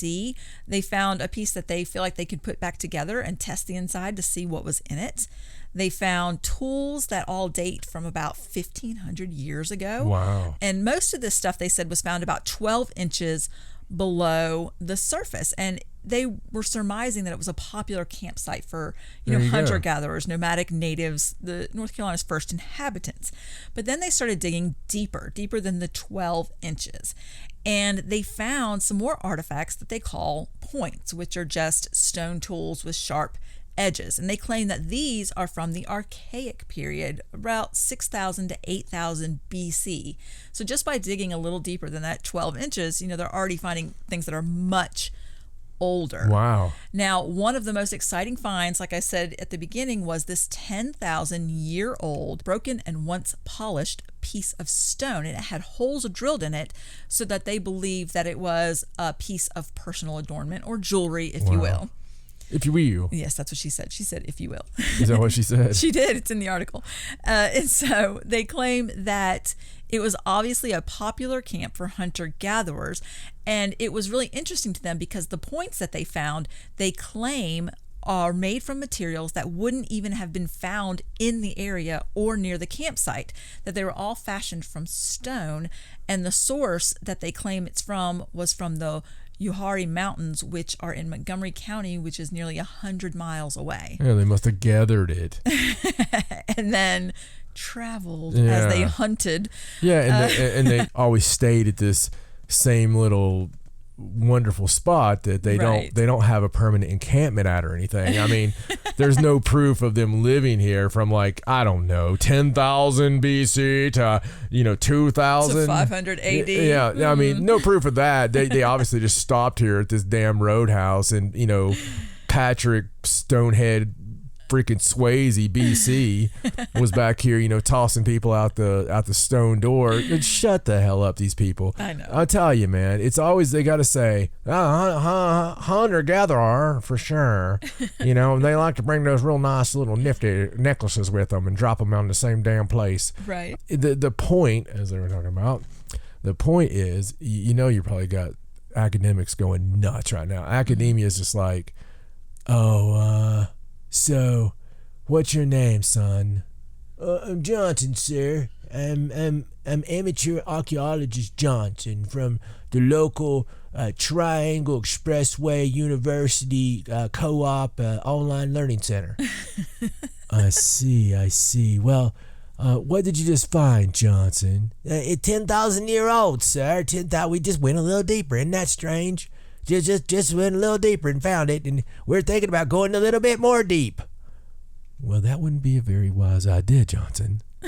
See, we get a lot of money to make sure that things stay a certain way. You know, like triangles are built to drive on and on time. That would be nice. And, you know, other things, Johnson, such as we don't go past a certain age. All right? Somebody already screwed up the fact of going back 10,000 years a few years back. So that's okay. I applaud your efforts. If you dig another one, they're going to find you. And it'll be a lot longer than 10,000 years.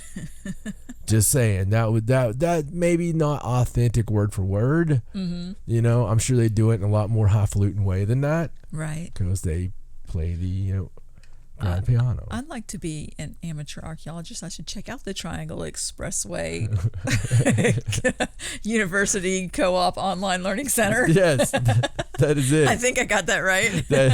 that is close enough for a degree. I think you just earned it. Do I win? That's a whole credit. All right. Well, let's move on to our next discovery. And this is a really cool one. It is about a metal detectorist.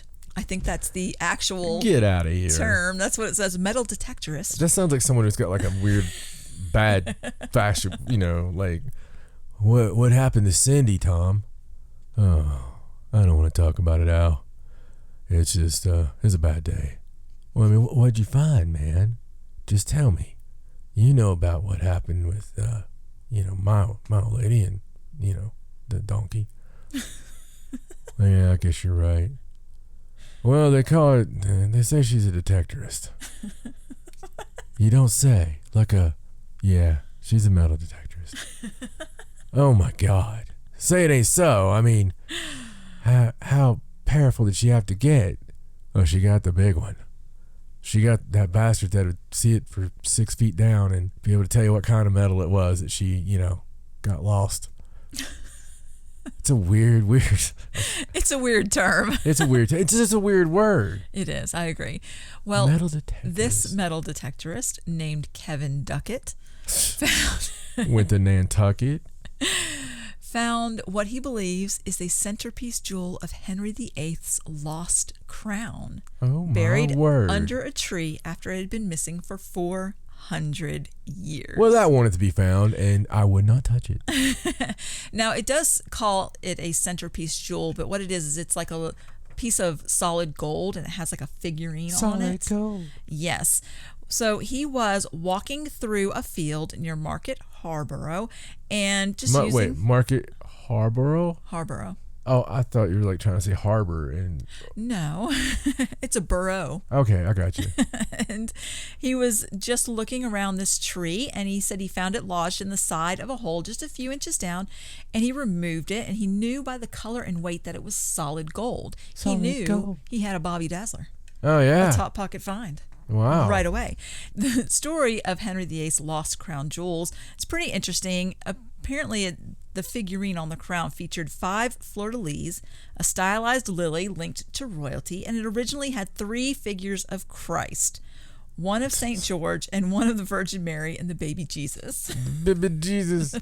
The 2 fat ones kind of leveled out the skinny one in the middle, that's right, 3 Christs. But Henry VIII removed the figures of Christ and replaced them with 3 Saint Kings of England, St. Edmund, Edward the Confessor, and Henry VI. And the crown was used at the coronation of Charles I. Now, Charles I ended up fleeing from Oliver Cromwell in 1645, and when he did, they traveled past the spot where Mr. Duckett found the jewel. So experts believe that maybe it fell off in his haste to get away. Perhaps he pulled it off and buried it to try and save something. They're not sure why it was there, and it's currently with the British Museum to verify its authenticity. But Mr. Duckett, after he found it, he took it home and he cleaned it off, and he thought that because he saw some letters inscribed on the base, he was convinced that it was the figure of Henry VI from the crown jewels. Now, historians have always feared that these jewels were lost forever because Oliver Cromwell ordered the crown to be melted down and sold as coins, after he abolished the monarchy and Charles I lost his head and all that. Yeah. So they're working on authenticating it, and if it really is one of the crown jewels, then Mr. Duckett they'll just pay him for it. Like he isn't going to be able to keep it. It's going to go to the British Museum, but I think they will at least pay him for the whatever they feel is fair for finding it. Right. But that's a pretty cool thing to find. I mean, you don't really expect to come across solid gold figurines. It'd be like sixpence would have been a fortune at the time. That's I don't know what you're complaining about. We try to go with the age of the material. I'd say also that treason for a bad day if they find that's accurate.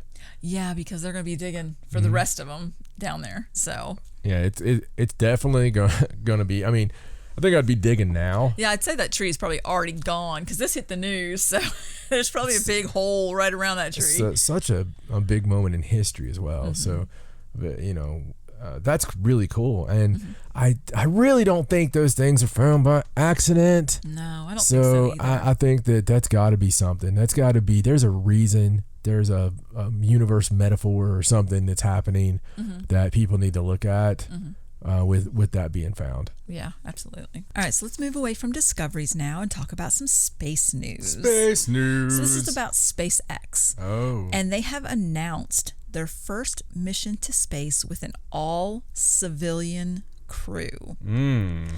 And they announced this on Monday, a major milestone for private space flights. Son of a bitch. And this is going to be aboard SpaceX's Dragon spacecraft, and it's expected to launch sometime in the fourth quarter of this year. It's going to feature a 4-person crew led by a man named Jared Isaacman. He's the founder and CEO of Shift4 Payments. It's a Pennsylvania-based payment processing company. Shit for payments. I've had that many times. Now, private citizens have gone to space before, but it's always been alongside astronauts or Russian cosmonauts. This will be the first time a crew is made up entirely of private citizens. Now, Isaacman bought out all 4 seats on this flight, and he's using it as a charity initiative to raise money for St. Jude's Children's Research. And this is in addition to already giving St. Jude's $100 million. Wow. And he said he is donating the 3 other seats in the Dragon spacecraft to crew members who will be specially selected for the flight. Now, one of the seats... I hope it's somebody's mother-in-law, because... One spot on the flight is reserved for a St. Jude ambassador, and a second seat is going to be offered to a member of the public as part of a charity drive during the month of February. And the final spot on the flight is going to be selected among entrepreneurs who use their commerce platform. So it's something that he's doing with his business and with their customers, as an initiative to get them to, I guess, use the product more. So once he has all of his crew members, they will all go and be trained by SpaceX, including mission simulations for emergency preparedness and how to handle orbital mechanics during their flight. Now, Isaacman is a trained pilot, and he's flown both commercial and military aircraft, so he will know a little bit about what he's doing, but I feel like spaceflight is a completely different ballgame. And I don't know, I would be nervous going up into space with no astronauts that have been training for years and years and years. You'd be a lot more nervous if you listened to the great Antonio's 2021 predictions. I'm telling you. So, all right, and a bit timely on this, but let's see. Great Antonio, our resident sex machine, predicted that something really bad for SpaceX in 2021. That there would be this really ugly scene that nobody wanted to see broadcast live in front of our eyes, right, of citizens in space blowing the hell up. Oh, I hope that is not now the case. When he made that prediction, That wasn't being talked about. We hadn't seen anything about that. No, just made this announcement. So. Yeah. You can attest to the fact there was nothing on the books about this. Right. But it was one of the nasty, gruesome ones he didn't want to use. And he did the first set of stuff from early December and then redid it again and took out some of the nastiness just to make it a happier show. Right. And he kept that prediction because it was just so vivid in his mind right. of the Space X explosion with the people. Now, look, folks. All right. Great Antonio could not be reached for comment right now because I'm so freaked out about this. I'm really freaked out about this because it was one of my predictions. It was one of the ones that came to me.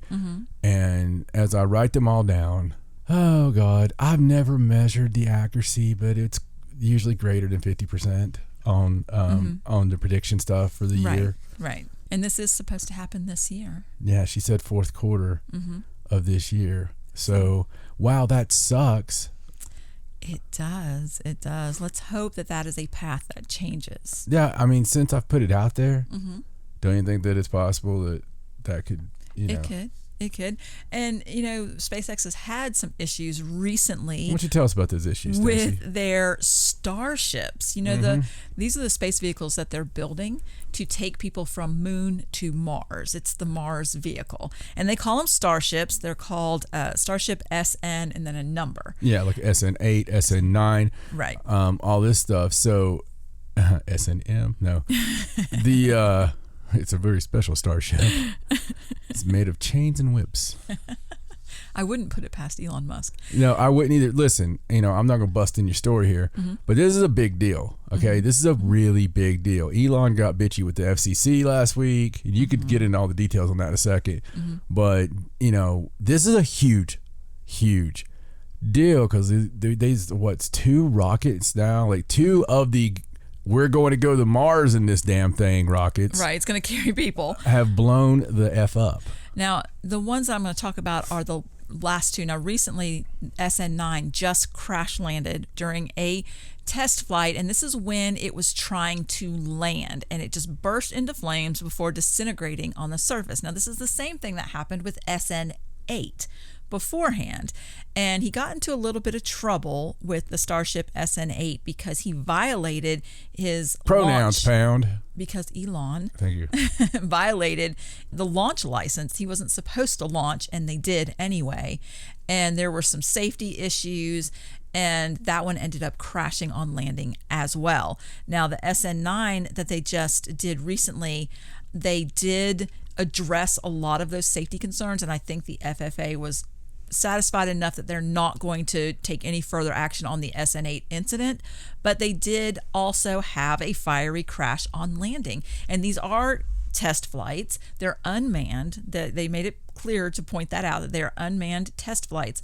But to have 2 in a row that explode as they come down is not a good sign. No. Not a good sign. No, it's not, because that's not what you're looking for. Right. How much does one of these rockets cost? I have no idea, but it's a 16-story tall space vehicle, and I'm sure they are not cheap. It does say that the SN10 Starship is reportedly near completion, so they'll have another one to blow up soon. I heard it's already been put together. It's already been put together? Yeah, but that scares me because you would think that if it's already put together, then it's put together like 8 and 9. Right. And there's obviously a problem with the landing. Exactly. It's a hell of a ride, but, just watch that landing. Now, those starships are trying to do a controlled landing because they're reusable they look spacecraft. Fake. But do you ever watch one of those land, any of Elon's things land? They look so freaking fake that you would honestly think that it's some kind of... the first time it happened, look, we live in a world where a lot of conspiracies that we were chastised for have become true in front of our eyes. Okay? A lot of things that people are like, oh, I don't know, John and Stacey, I appreciate you coming over for this holiday, but that's so silly. You guys, that's not really going to happen. It happens. Over and over and over. All these damn conspiracies have happened. Well, I'll admit to you, when we first saw that, there wasn't a conspiracy, but we both looked at each other and we're like, that's fake as fuck. I mean, there's no, that damn rocket just didn't do that. It's like they videoed it In taking reverse, off yeah. and then reversed it and just, it came right back down. Yeah, and that's how awesome it is. But everybody who listens to the show knows that Elon Musk is my toy boy. I mean, I love that guy. And I do. I really love that guy. He's a mad genius and it just gets me because he's exactly the way I want my billionaires. Right. Just out of their gorge, just like crazy and throwing their money at everything. Yeah, like Mr. Deeds, right? Climbing that damn mountain, right? The frozen guy on top of the mountain at the first of Mr. Deeds. That's how I want my billionaires. Frozen. Climbing mountains. Well, I do want to point out that the private space flight that they're doing is not a controlled landing kind of ship. It's not the same thing. No, it's just going to orbit Earth. Not going to worry about the landing. Going to come back into the atmosphere and splash off of the coast of Florida. Save money on landing gears, That's parachutes. Terrible. It is. But it's still, a hibachi in space. Still, some issues there for SpaceX, and hoping that everything goes smoothly with the civilians. So hey, you remember old Robert Bigelow? He wanted to pay some money for paranormal proof. Oh yeah, for proof of life after death. So let's go ahead and write my essay and say, hey, essay. Well, here's the deal. Here's my essay.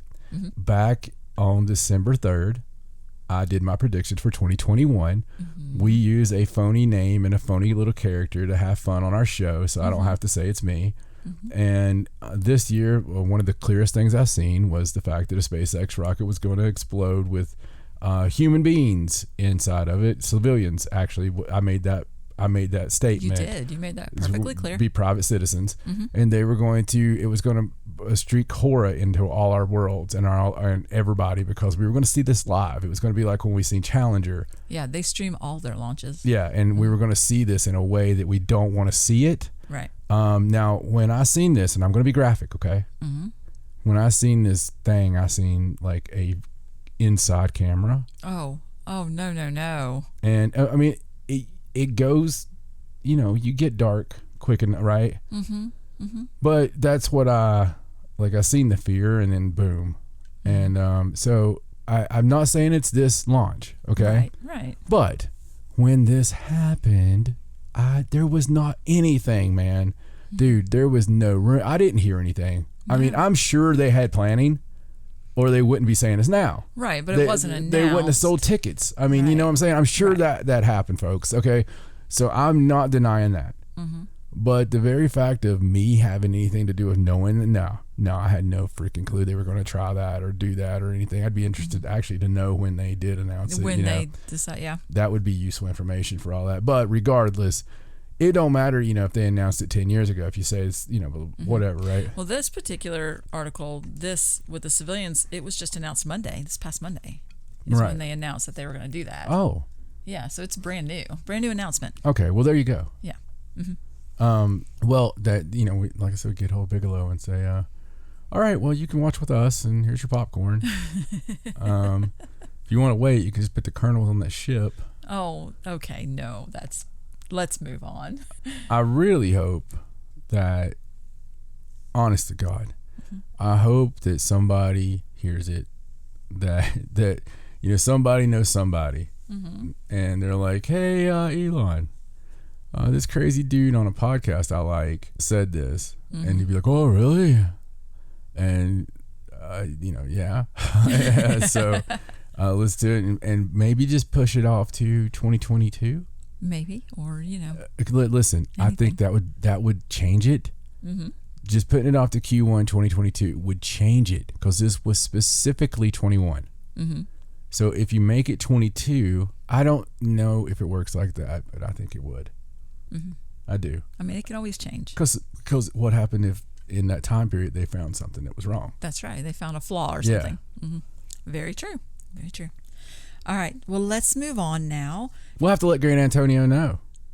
Oh, we will. Yeah, absolutely. Yeah, especially that you called him fake. I did not. He hates that word. I didn't call him fake. Oh. Did I? I said it and I was close to you, so. Oh, no. Don't make me guilty by association. It doesn't work that way. All right, so let's move on to this next story about some Navy documents that talk of, quote, space-time modification weapons. Ooh. And detail experimental testing. Do my Bo James on that. Ooh. Now, you'll see articles about this, and a lot of the... Jerry Lawler used to use space-time modification on us back in Memphis in 1983. Did he? Ooh, yeah. Now, you'll see articles about this, and all of the articles are calling these, and it's in quotes, they're calling them UFO patents. But that is not what they're officially called. They're just patents that have been filed by the Naval Air Warfare Center Aircraft Division. Please don't sound, it doesn't sound like a flower shop, does it? No. Say that name of that place again. The Naval Air Warfare Center Aircraft Division. Yeah. NAWCAD. Yeah, you got to be really, really proud of that kid. You know? So what's your son do, Margaret? Oh, he's a missionary. He's in Bolivia right now. Oh, that's awesome. What? And this is at the book club on Tuesday nights, actually. Mm-hmm. It's a very Christian book club, but they review some questionable books. Right. We'll just say it's a little bit, being tied up and stuff. I'm not going to say the name of the damn book, but right. Hey, what about you, Susie? What's your daughter doing now? Oh, well, she just joined this wonderful group of people in LA, and they have been helping other young actresses and stuff. And okay, and what about you? What about you, Janice? Oh, my son is part of the Navy blow your ass to hell UFO. We're going to call it this space-time modulation, burn you to death, shadow killer group, or the Pew 32 explosive space modulator. Yeah. I mean, how do you even, that's that right there is all I needed to hear. Like that, like whatever they're working on, whatever you're getting ready to tell me they're working on, right? It can't be good.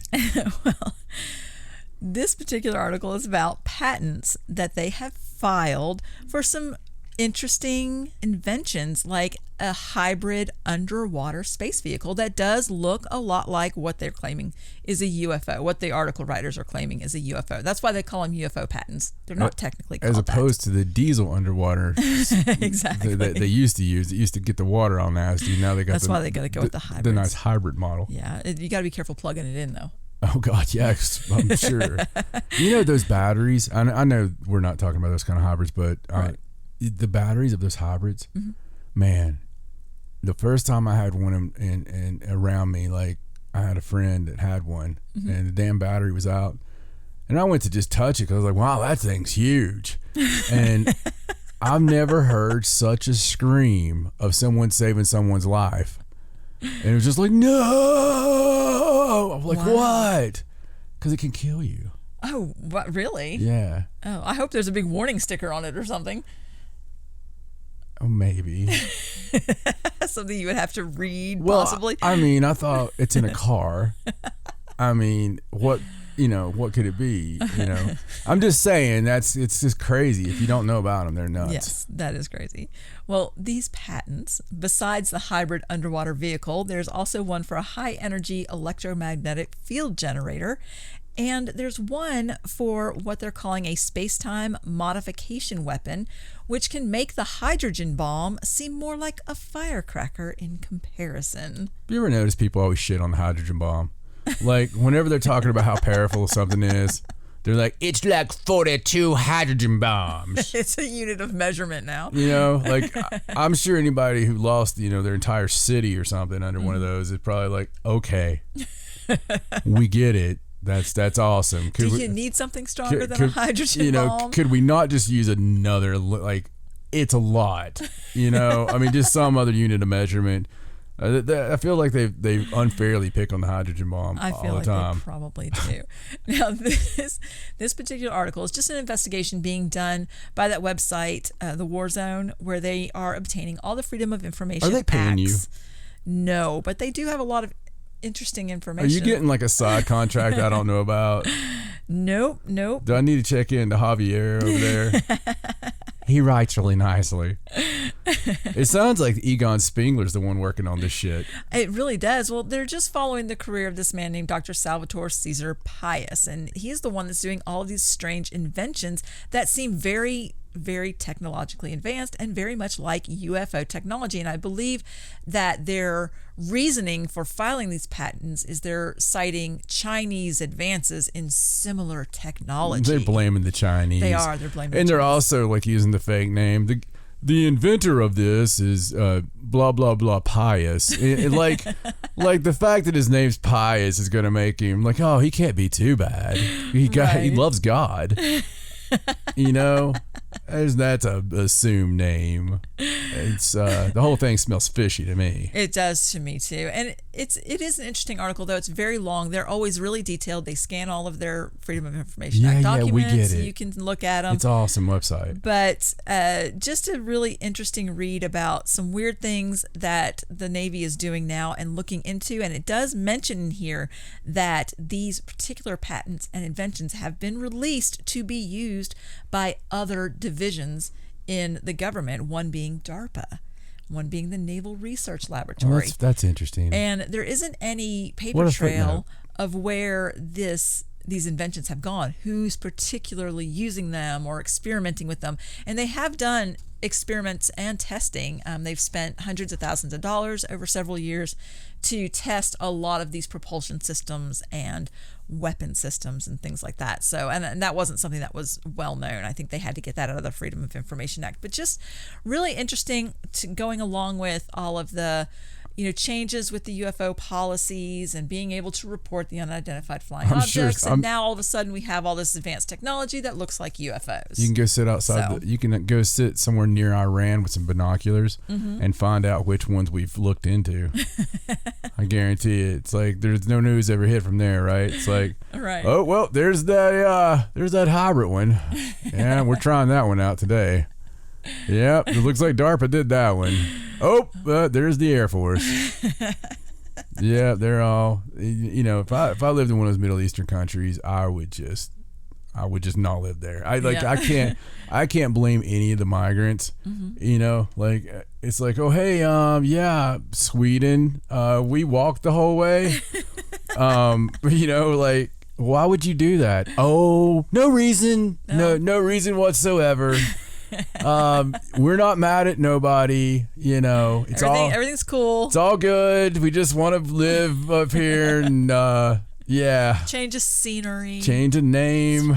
Just Smith works fine for me. Oh, well, just an interesting thing to keep an eye on with what the Navy is doing and the government. I think it's interesting, right? Because it's like we've talked before, like the elite. They always just rub our face in it, right? They just rub our naughty little faces in it because stuff like calling it UFO anything, okay? They know we're going to look at that. Mm-hmm. They know we're going to do stories on it. Mm-hmm. They know it's going to go out there. They just do. If you're trying to hide something, you're going to call it patent X1 Zim 225, right? Right. You're not going to call it UFO titty knockers, because when you call it UFO titty knockers, there's several key words and elements that ignite our imagination, right? Guy or girl, and it just gets us in there, right? And that's what they've done here. So that's the first weirdness of it to me. Mm-hmm. Just to me, that's the first weird thing. Right. The other part is the cost. Okay, I'm looking over the sheets she gave me for the show. I get my copy of the sheets and our show prep, and it says that, it works out to what, like $200,000 a year, something like that. Last couple of years, 2017 to 2019, 450 or 30,000, blah, blah, blah, thousand, and so that they've just used on it, just all willy nilly. Not a lot of money in the drop of the bucket of government. Toiletries, right? Right. We had the $30,000 toilet seats and all that stuff. Mm-hmm. I get it, but that's still $500,000 that we didn't get to vote on, you know? That we didn't even know about. And they're doing it for some hypothetical testing. These guys are like Sheldon on Big Bang Theory and they're paid to use their great big minds to just think of stuff. And then hopefully we can put it into the patent stage, and which is what perhaps it might come out and work at some point. So they have to, those guys, not to take anything away from them, but they have to use real skilled people that work with them that have skills they learned, like mechanics, engineering, things that I respect like greatly. Right. So I wonder how much like those guys enjoy hearing it from the guys who sit in Lazy Boys and come up with things like the shark cannon. You know? Right. And I'm sure there's a lot more goes into it than that. Okay. But if there is, maybe name it that. The theoretical physicist that doesn't talk about multiple dimensions, like maybe that. Can you imagine, like when they're doing their planning for the year, the boss is like, "Oh, you guys in the theoretical physics department, how about this year? Just a little point of emphasis. How about we don't talk about splinter dimensions? Okay." I know. Wait, no, don't call your mom. Hold on. Now listen. Just for me. Just this one year. Okay? Let's not compare anything to how it looked on Star Trek without saying the words. Let's not have an argument about whether or not Darth Vader was a good person, please. No, I mean, not at the meeting, all right? I mean, that's where, and we're trying to raise funds, okay? Right. And for the love of God, for the love of all that's holy, can we please not name any more files UFO? I mean, is that a deal breaker? I mean, I don't know. I have no idea. I'm not just trying to pick on them. I know. But there's a lot there. Those are some scary ass sounding things. They are. And I don't get it. Like, absolutely don't get why you would have had to spend that money in developing this unless that was like their salaries. You know what I'm saying? Like, because they're not doing anything with nuts and bolts. They're not going to do anything. You wouldn't think they would do anything with even blueprints, because that doesn't seem like that's that doctor's job. I mean, I don't know. Maybe they do. Well, actually, honey, here's the proof that you don't read instructions or the actual show prep that I give you.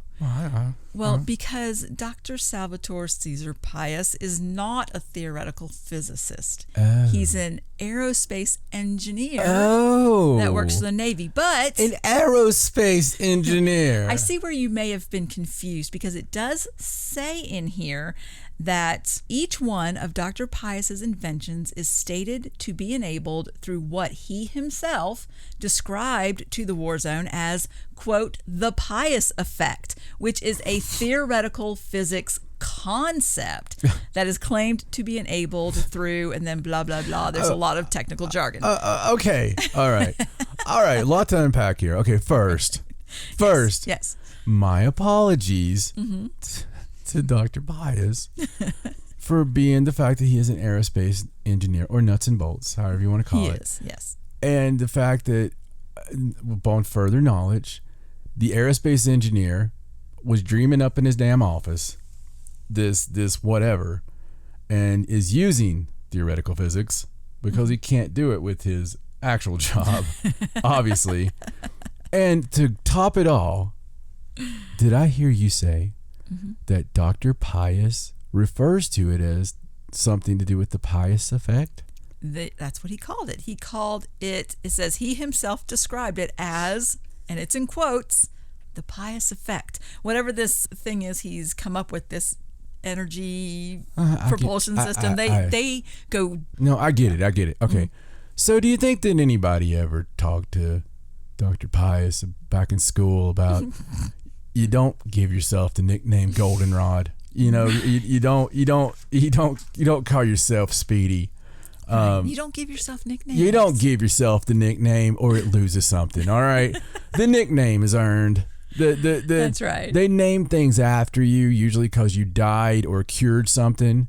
You know, or you discovered a freaking asteroid, right? Right. Or a star or something like Or that. you prove that your inventions work. Right, exactly. And then perhaps you get the name of you the know, effect. yeah, they're like, oh, well, there's the Elon, you know.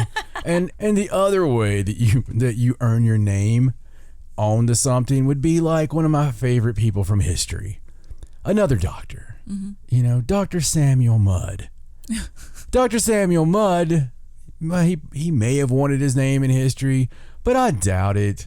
Because when you hear someone say, my name is Mudd. That's a person? Yeah, dude. Yeah, you didn't know that? I didn't know that. Okay, it's one of my favorite stories from history because I love freaking history. But Samuel Mudd is the doctor who treated John Wilkes Booth after he assassinated President Abraham Lincoln. And because of him treating him, his name was Mudd. He, you know, didn't have a very good existence after that. Oh, I see. So when someone says, "Oh yeah, that guy's name's become Mudd," you know, his name is Mudd, they're talking about good old Sam. I didn't know that. I thought they just meant that Nope. you know it was dirty. It's just one of those double entendres that it just happened to work out. It's a little quinky dink, right? Right. But that's right. just a way that things get attributed to you. Right. Good, right. good or bad. Right. The way they don't is when you sit there in your theoretical physics mode when it's not actually what you do.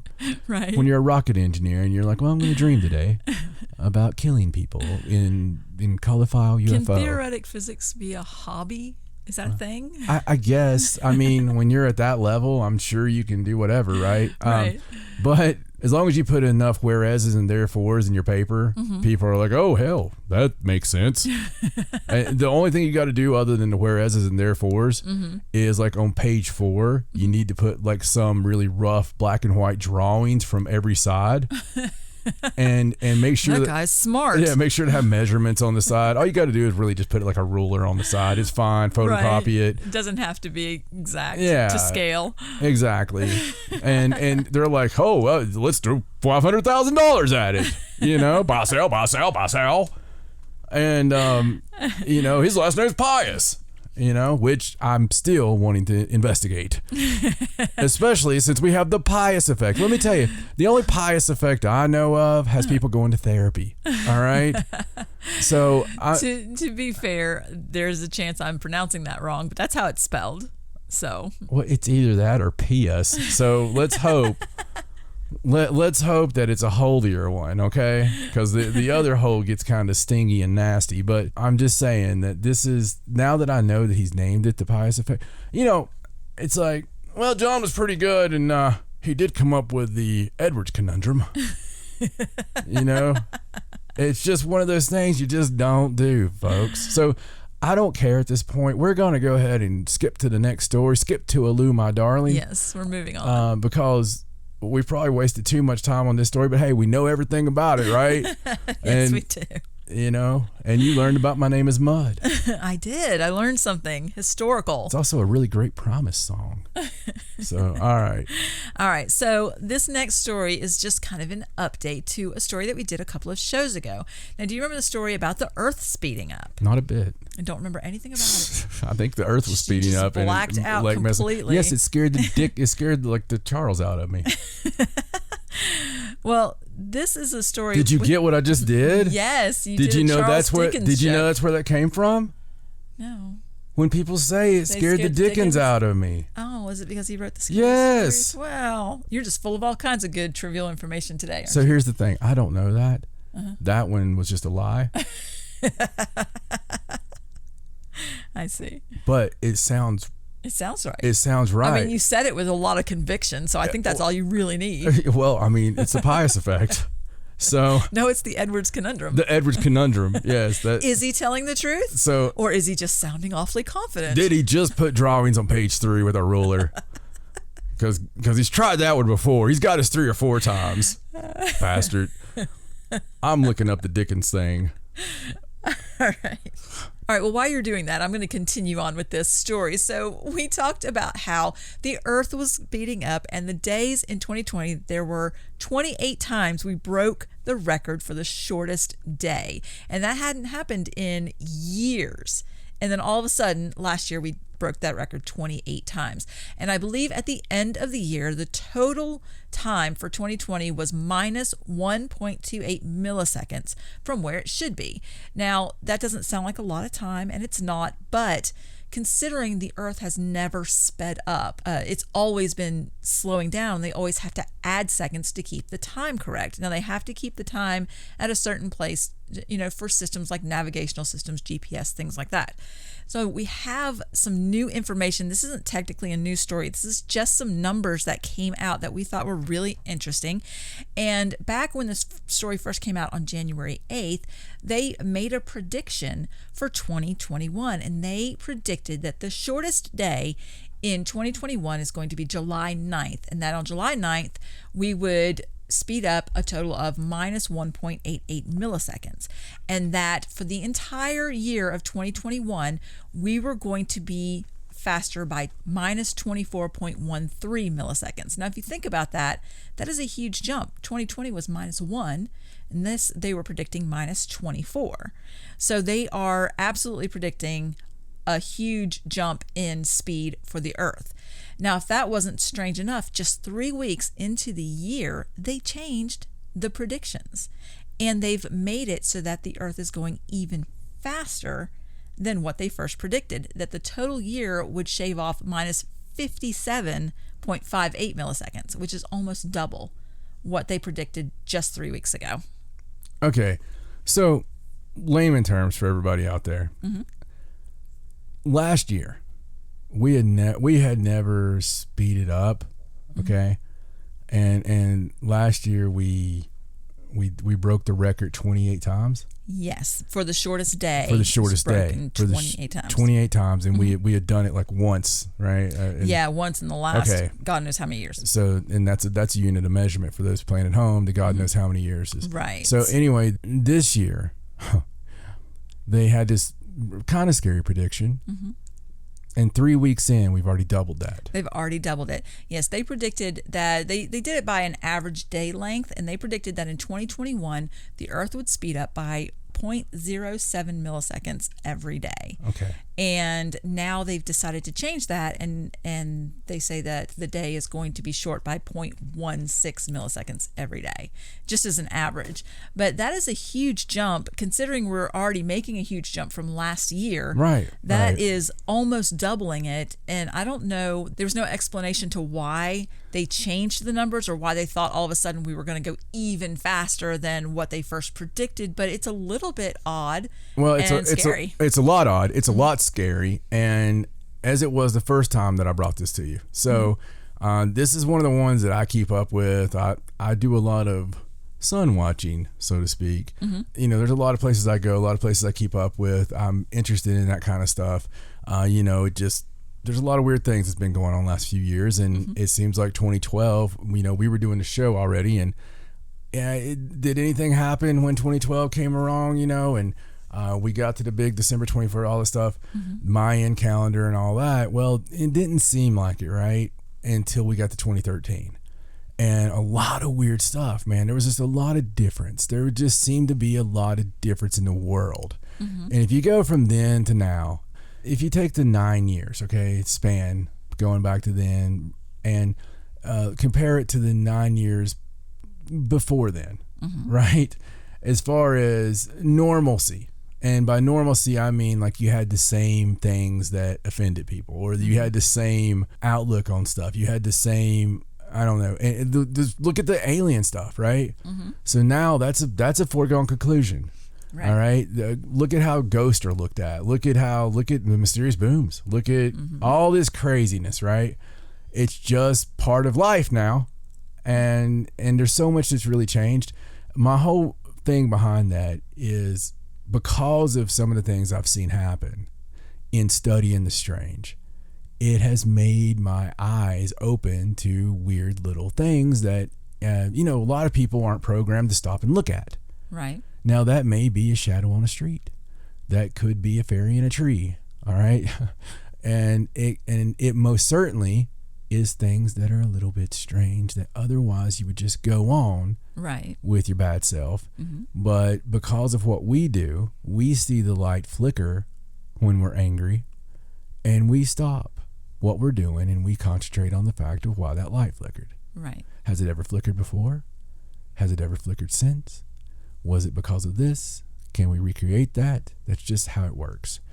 And when I first noticed this thing with the speeding up, okay, we're talking milliseconds, and a lot of people are like, well, you know, that might not be such a big deal. Or, but when we get to, and this is my big point on everything I was talking about in the last 9 years, when you hear things like it was the coldest day ever, the hottest day on record, the most powerful storm we've ever seen, the furthest it's ever went, the biggest one we've had, you know what I'm saying, the largest die-off ever. When you see these terms, these glowing terms of biggest, longest, shortest, coldest, hottest, worst, a lot of worst, that freaks me out a little bit when you get it almost weekly. Okay. And so this is the fastest I should say the shortest days, right? That we've ever had because of how fast we're spinning. And that can't be good. I mean, it can't be a good thing. It can't be like, well, that's healthy, because it's never happened, right? Right. And that's unprecedented. That's another word you hear a lot. So then what happened? I wasn't even going to make a big deal. It was not going to become a mysterious booms for me. Right. I was like, well, there's our story. We did it. Interesting. We'll look at it next year. And then the other day, lo and behold, I see these findings. And in 3 weeks from the biggest prediction ever, they adjust it, like Stacey said, double. That's a little bit terrifying. Nothing to be worried about yet. No reason to go dig holes and, you know, buy rations or whatever yet, although it's always a good idea. This is just weird, and it's a big jump, man. It's a really big jump. Now, what does that mean for you? You know, what does that mean for you? If you missed the last show, we talked about it. There is one phenomenon that they sort of push to when this being part of that. Like what would every 12,000 years or so, theoretically, actually it's not theoretically, they have proof that this has happened, but we have the pole reversal of the planet. Okay. It's something that anybody on the conspiracy sites or whatever, right, you're going to hear about pole reversals, but you're going to hear about it in terms like disaster movies, end of time, black is white, up is down, dogs screwing cats, you know, end of days kind of stuff. I don't think it has to be that, because it has happened every 12,000 years, and we do find human type remains and bones of, you know, 13,000 years ago. Okay. Right. So I do think it would knock out our grids. I do think that it would open us up maybe for some solar rays that we don't want to screw with because of everything changing. You know, we're protected. Right, and you know, from that kind of stuff, from radiation and everything. It may even change like weather patterns, well, yeah, things like that. Absolutely, it could change all that. It really could. It could change everything. I do not think it's some end all be all disaster epic. Okay, and it could be something we barely notice. Right. All right, it could be something easily we barely notice, but at the same time, it is unknown because we don't have like the record. We don't have. You know, we've not went through it before, well, in history that we know of, right, that we can look at and study. So it's scary. I mean, it is. It's something to keep your eye on, at least. It is, and there are a lot of things that, besides this, that point to that kind of thing, because you know we are talking about the magnetic field, and you have all of the mysterious bird die-offs and all the animals, all those animals that rely on the magnetic field on the earth for their own navigation. The biggest one's those whales from last year that they found up more northern than they'd ever found. Yeah, they find them in odd places. And they're the ones that they're hanging out in packs, and they're solo animals. This particular whales, and again, I don't know which ones they were, but it wouldn't be hard for you to Google it. These particular whales were being found in groups.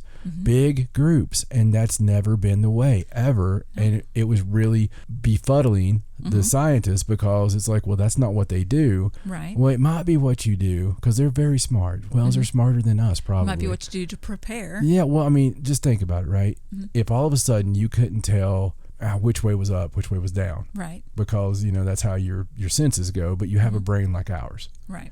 You would probably hold on to me because he'd be scared. Absolutely. Yeah, absolutely. And we would all huddle together. That's just kind of a survival instinct. Right. So that's what I seen there, or thought of when I first heard it was, ooh, that's probably not good. Right.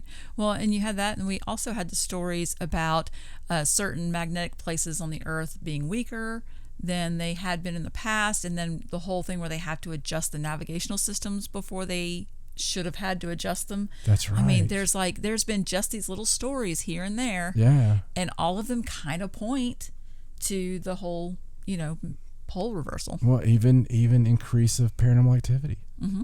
It's all based on that. It's all based on energy. It's all based on EM. Mm-hmm. Can you imagine if this did happen and it gave this big jolt to the electromagnetic? Oh. And all of a sudden, just think about that. Everybody sees all their relatives all of a sudden. Yeah, all of a sudden, there's like a big orgy at the end of the bed. And you're like, damn it, Aunt Ruth. All of your past ancestors are just standing around you looking at you. Yeah, like Chippewa is standing there next to, Aunt Greenie. Wow. Well, it's interesting. Something to keep your eye on, for sure. Wow. Does it scare the dickens out of you? Oh, did you look that up? Because if it does, it could be scaring the devil out of you, according to some 15th century literature. Is that what that means? Yeah, it's first found in around the 15th century, somewhere around there. Dickon. There's some for maybe Dickon for Richard. Right. But the most agreed upon I've seen was, the weird thing was, a lot of people said, it comes from the surname, but oddly not that one. And, not Charles, even though that would make sense. Right. A lot of people do think that, though. Well, I can see why. I mean, because it makes sense. Yeah. But the most agreed on is the word is sort of another word for devil. Right. And that's what scared the devil out of me. I mean, I kind of We get still that. say that. Yeah, we do. So, interesting. There you go. That is interesting. Welcome to the Learning Hour Learning with all John and kinds Stacey. of things today. Where we're going to tell you about mud and Dickens. All right. Let's continue. Don't get your Dickens stuck in the mud. That could be scary Don't too. get your Dickens knocked in the mud either. All right, so let's go on to this next story, which is also an update to a previous story that we have done about some mysterious animal deaths in Chile. Now, this is something we talked about at the end of last year. And it referred to a lot vampires. of juvenile llamas and alpacas in a particular area Same in Chile, thing. A village. And at the time that we talked about it, it had just been, a few animals here and there, but the circumstances were very strange. There's some kind of animal that makes a hole in the side of the llama or alpaca, and it doesn't eat the meat. It sucks the blood out, but does not eat the meat, doesn't eat the entrails. It attacks at night, and the rest of the adult animals don't try and defend the baby. Wow. They just let them be attacked. Now, the reason that there is an update to this is because this has continued to happen and has reached a whopping 50 killed animals in this same manner. Maybe something's coming in and telling the parents that it's vaccinating the child. Perhaps. It's like, no, we really shouldn't mess with that. It's a good thing. Well, the people in this village Well, that was deep, wasn't it? Yeah, it was pretty good. The people in this village have asked the local officials to enlist experts to examine the creatures, but the analysis proved futile because it didn't point to any known animals in the area. And they don't believe that this is being done by any kind of person that resides in the village because that one horsetooth guy is like, they talked to him for a while, but... Well, it's a very small, somewhat close-knit village, and they claim that no one could have such evil. No one that lives in that village could have such evil to do such a thing. They don't believe that it's anybody. Don't you love naive people? Especially when it's a village. Yes. Nobody here could be that big of a whore. Of course, they still claim that it's possibly a chupacabra. That was the theory beforehand, and they still have no idea what to do about it. So I wonder how many experts there are out there for, hole in the side of llamas. I don't know. It's so strange. Have you called Barry yet? Well, they did recently order some additional tests on the animals in hopes that some kind of clue will emerge that helps them, that will point to some kind of animal or human interference. odd for alpacas and llamas to be so different that this thing's like, oh, I'll eat both. You know? Probably can't tell the difference. No, it is creepy though. By the way, if I haven't said it a million times, Chilean areas are my favorite. Yes. Because they will tell us. The Chilean government will always let you know what's going on. They will. They don't give a damn. Nope. And that's really cool. Plus, everything down there is so mystical. It's always like UFOs or, you know, hidden this, you know, found this, elongated that. You know, it's like, whoa, Papa. But I was thinking of skulls there. I didn't say anything. All right, I know you didn't have to say anything. You didn't Stop being psychic. Anyway, you know, a lot of cool stuff there, man, and you know, so I think we will find out when they do figure that out, more than likely, unless it kills everybody. Sure. But it is weird and wicked weird because we had, you know, 2 years ago, we had that rash of vampire, you know, Right. Well, I should say vampiric type Yes. deaths of all kinds of animals in very different spots. I think there was even a llama in that pack too at one time. Yeah, it was like a bonus pack to use all your credits on if you're a vampire. It's like, oh, I get a llama as well. But no, it was really crazy time period. There was, and that wasn't reported elsewhere. That was an exclusive. There was probably 3 or 4. Man, there was more than that. Yeah, it was like every other week we had another story. Some and it kind was of vampire thing. And it was like, they said these were punctured in the side. I think most of those were like in the leg, the ankle or something, but it was the same situation. No blood, no meat was eaten. You know, things won't touch the meat afterwards. Yeah. It's just very strange. The whole thing's very strange. I feel bad for that village because I know that that's like their livelihood and they're just having this horrible thing happen and they can't figure out what it is. No, So, 'tis the village. well, let's move on. I'm going to do a mysterious boom story for you. I brought one. Boom, boom, boom. I love it. One story for you because you like them so much. This one is from Borneo, right there where Borneo and Not a very exciting place. Malaysia. So people in the southern coastal districts along the west coast of Sabah claim to have heard and felt a strange explosion on this past Sunday, but the actual cause is still unknown. And they were very thorough in trying to figure out where this strange explosion came from. They checked with the Malaysian Meteorological Department, and that department said it cannot confirm the cause of the explosion.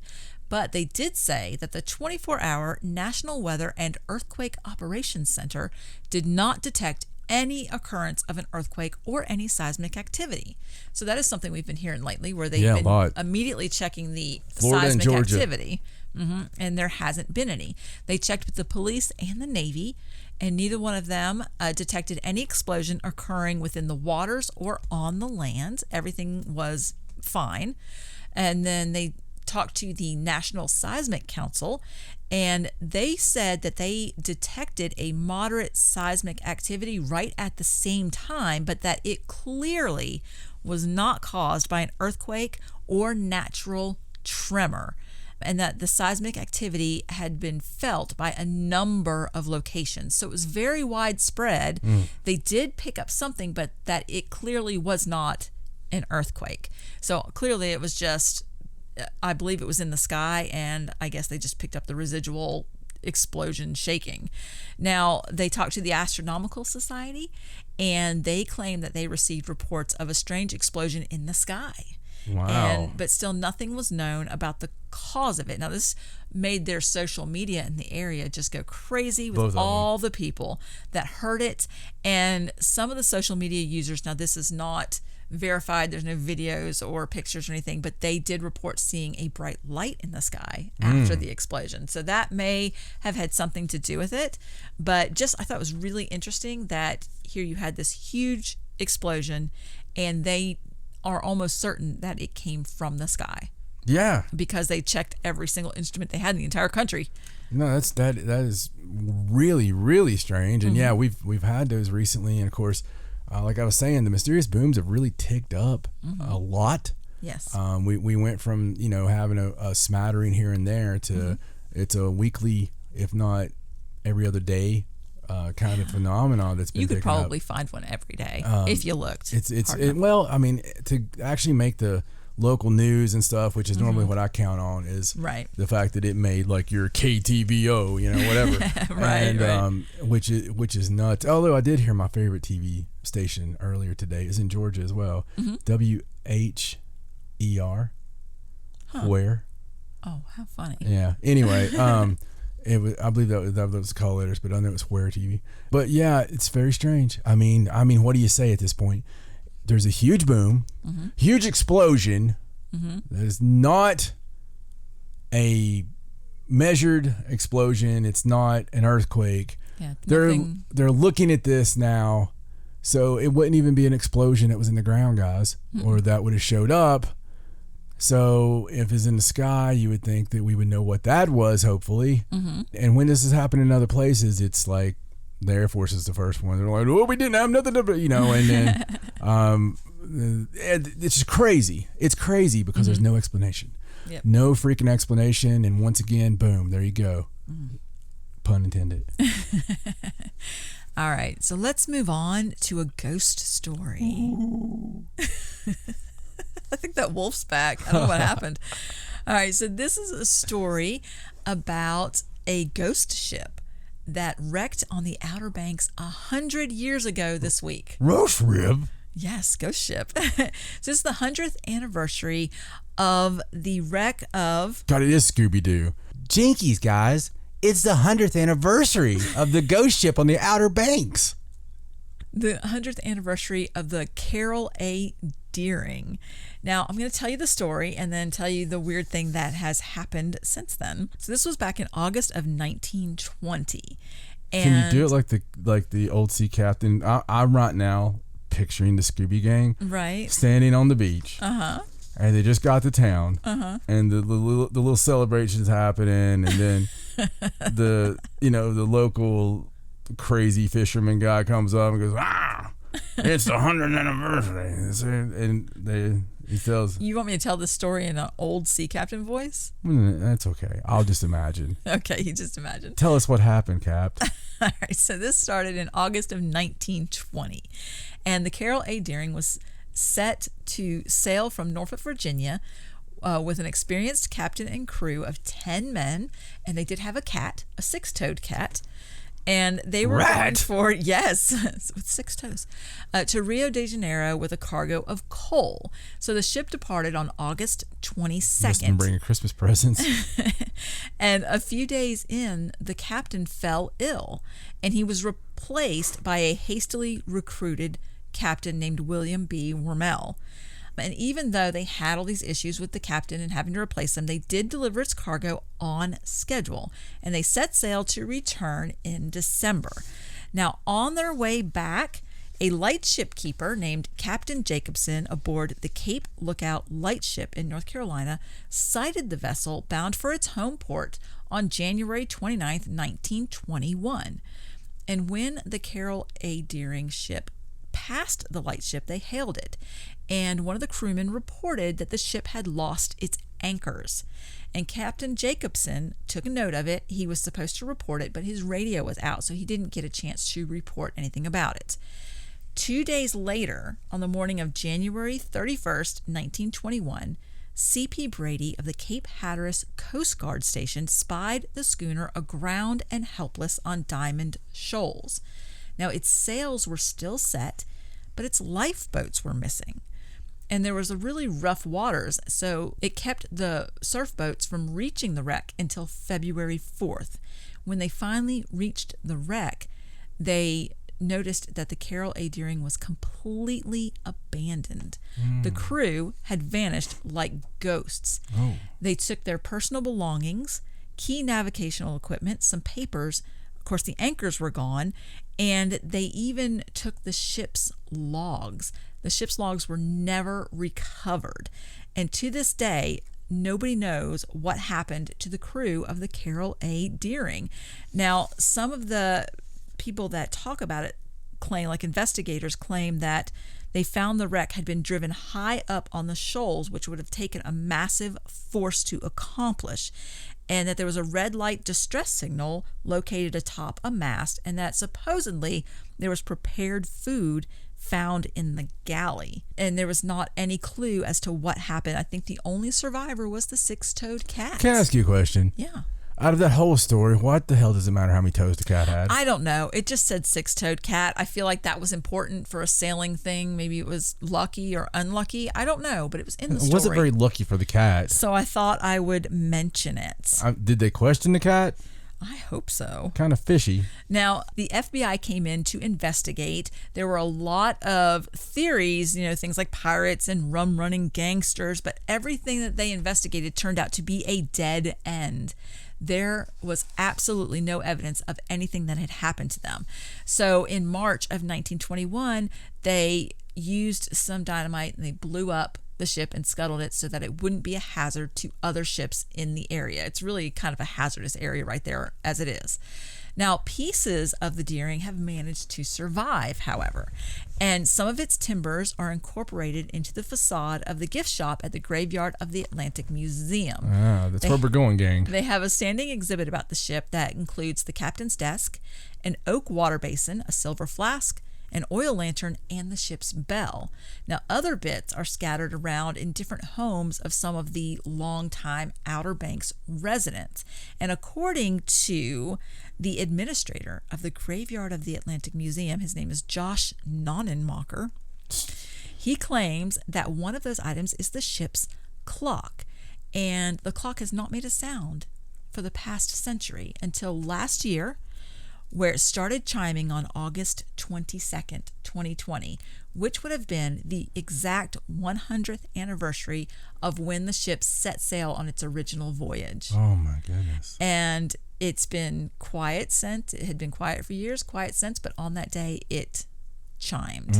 So very, very strange story. Like I said, it's the 100th anniversary, and the museum put up a post on Facebook, kind of just commemorating it. I believe it's one of the most discussed and written about maritime mysteries of the 20th century, just because there's literally no clues and no way to find clues now that they scuttled the ship. So, well, that's pretty interesting. I mean, yeah, I'd like to find the six-toed cat that's probably. So here's a couple of things. Okay. Either it was the six-toed cat, and the six-toed cat was the devil.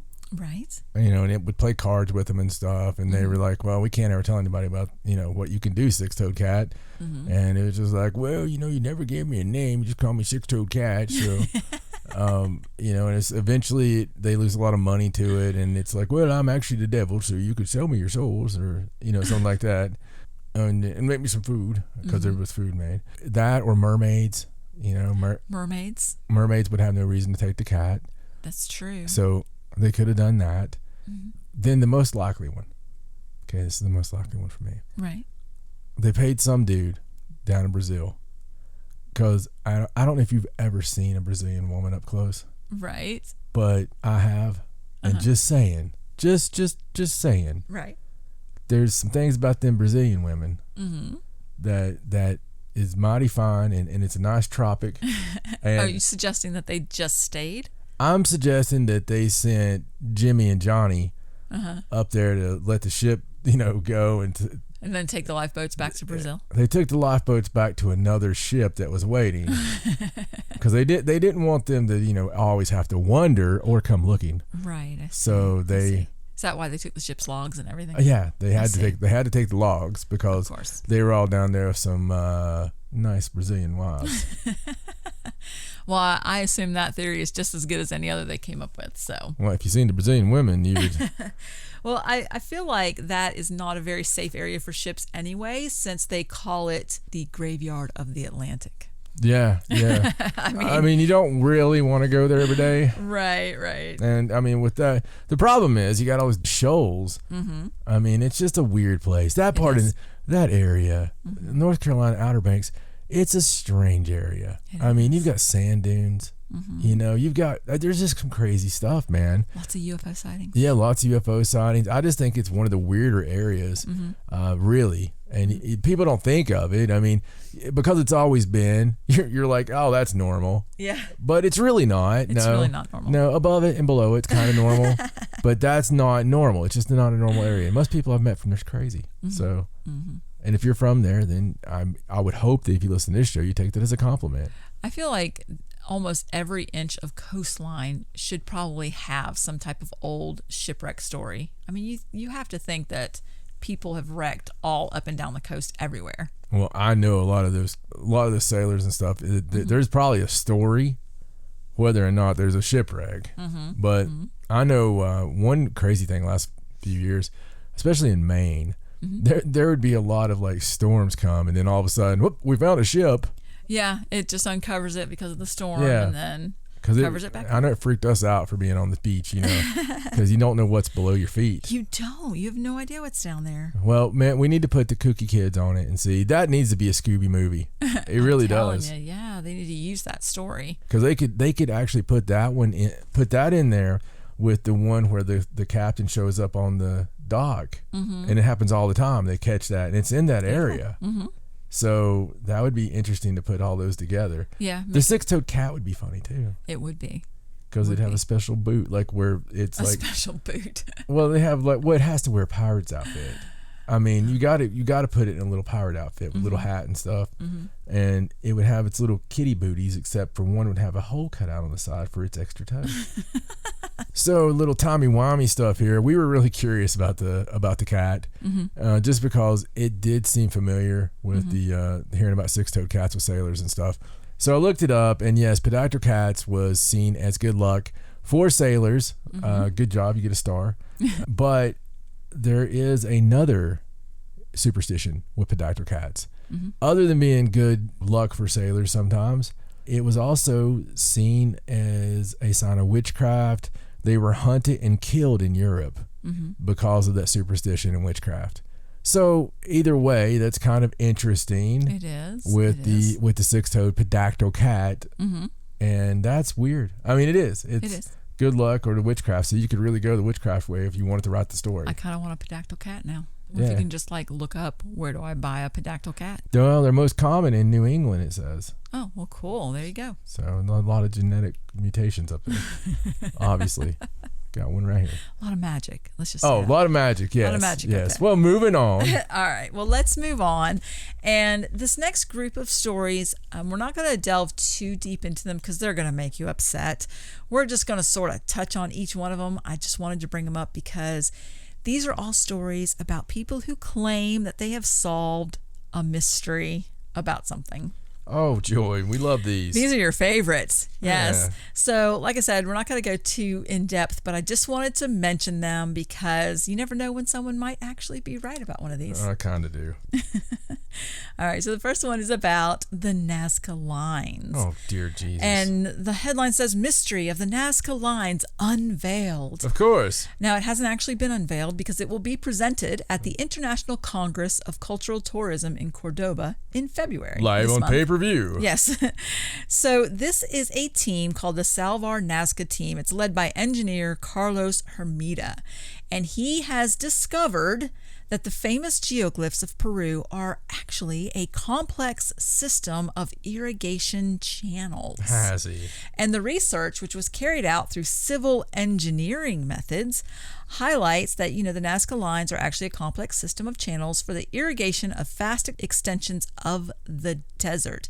And they claim that they have numerous and conclusive proofs and that they will unveil these at this Congress. They're actually produce workers from a local grocery store who, much like Mr. Pius, decided they were going to do that. Listen, so you're telling me that these guys and girls, whoever, they're saying it's an extensive irrigation system to let water maybe flow through the giant astronaut or the snake or bird. Or the hummingbird. Yeah, and... because water flows better in the shape of a hummingbird and does its job better. And so much irrigation. So much water flows there that we still have those things in the ground. Well, they do say they have numerous and conclusive proofs. So I'll just have to keep an eye out for this International Congress of Cultural Tourism Such in a Cordoba. wonderful place to grow things anyway. And see what their proofs are. But they've solved it, so Oh my god. you don't have to worry about that one anymore. That could be one of the dumbest things I've ever heard.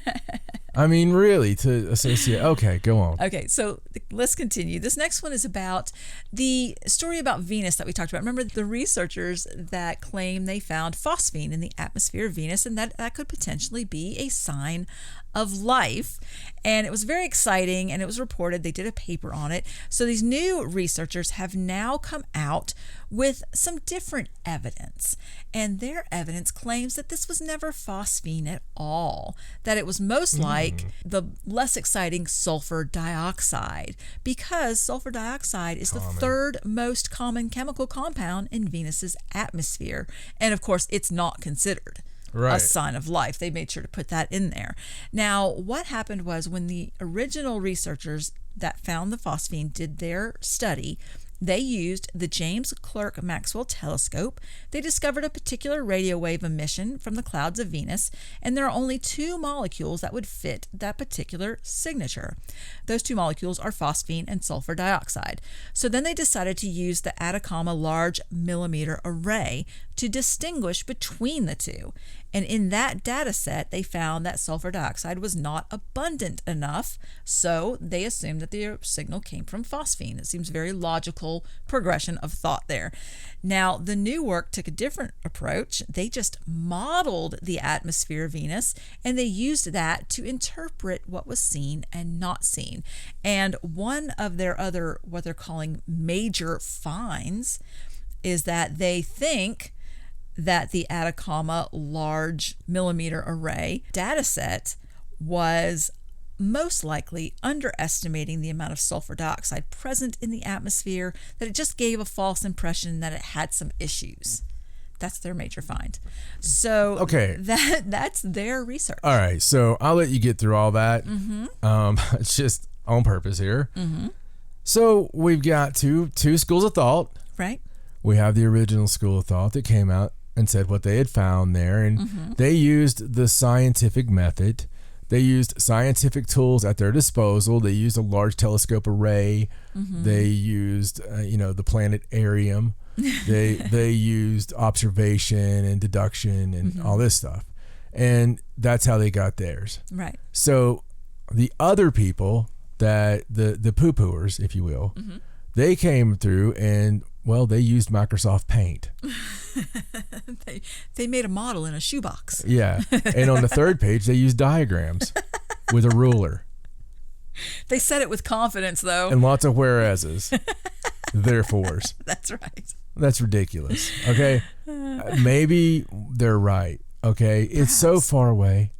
Neither one of them should probably have been announced. No. Now, and it does say that this new paper is just a preprint. It's not been peer reviewed yet. Yeah. But of course, the headline says, "Oh, it was sulfur dioxide, not phosphine, because of this new study." Yeah, you got to watch headlines. Yes. So the clickbait is real, folks. It is real. It is. But yeah, neither one of them should really have had anything done until we probably, sent a probe. I don't know. Right. Did a little more research on it. Yeah. Yes. It's just, it is what it is. I just go, listen, yeah, I want there to be life there. That's awesome. Okay. But at the same time, if I was just being objective here, okay, and I looked at both of those, and the one used a model and the other one used that, all those tools, I'd probably go with the one that used the tools. You know what I love about scientists so much is that they don't argue and get into huge, debates like that. They just publish their own paper as a big FU to the other scientists. Like they just do it very diplomatically. And I think you make a great point. And I think we could really progress in science if we started hiring goons. So in hockey, right, you famously will have a goon on a team who is just that guy who he can skate, but he's really there to beat the shit out of the other team. Okay? Now, this guy shows up missing a couple of teeth. He's got 14 babies with 15 women. It's the one woman is a. It's okay. Anyway, the guy's just legendary for those Saturday night bar abilities. Right. And you know what? Stuff gets taken care of. Mm-hmm. Absolutely, always gets taken care of. So you're saying we need scientific goons? I think we need to up the ante.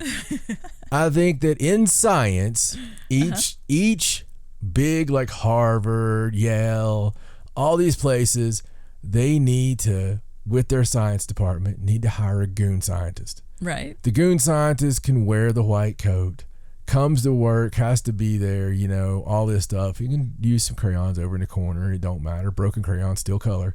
And we'll just have him over there, having a good time until the time comes when they want to argue our findings. And that's when we send Dr. Bruno over to beat the snot out of the Harvard guy. Right. You know what would happen? What? We have a lot less little stupid arguments. A lot less. They'd probably be nicer about it at least. Yeah.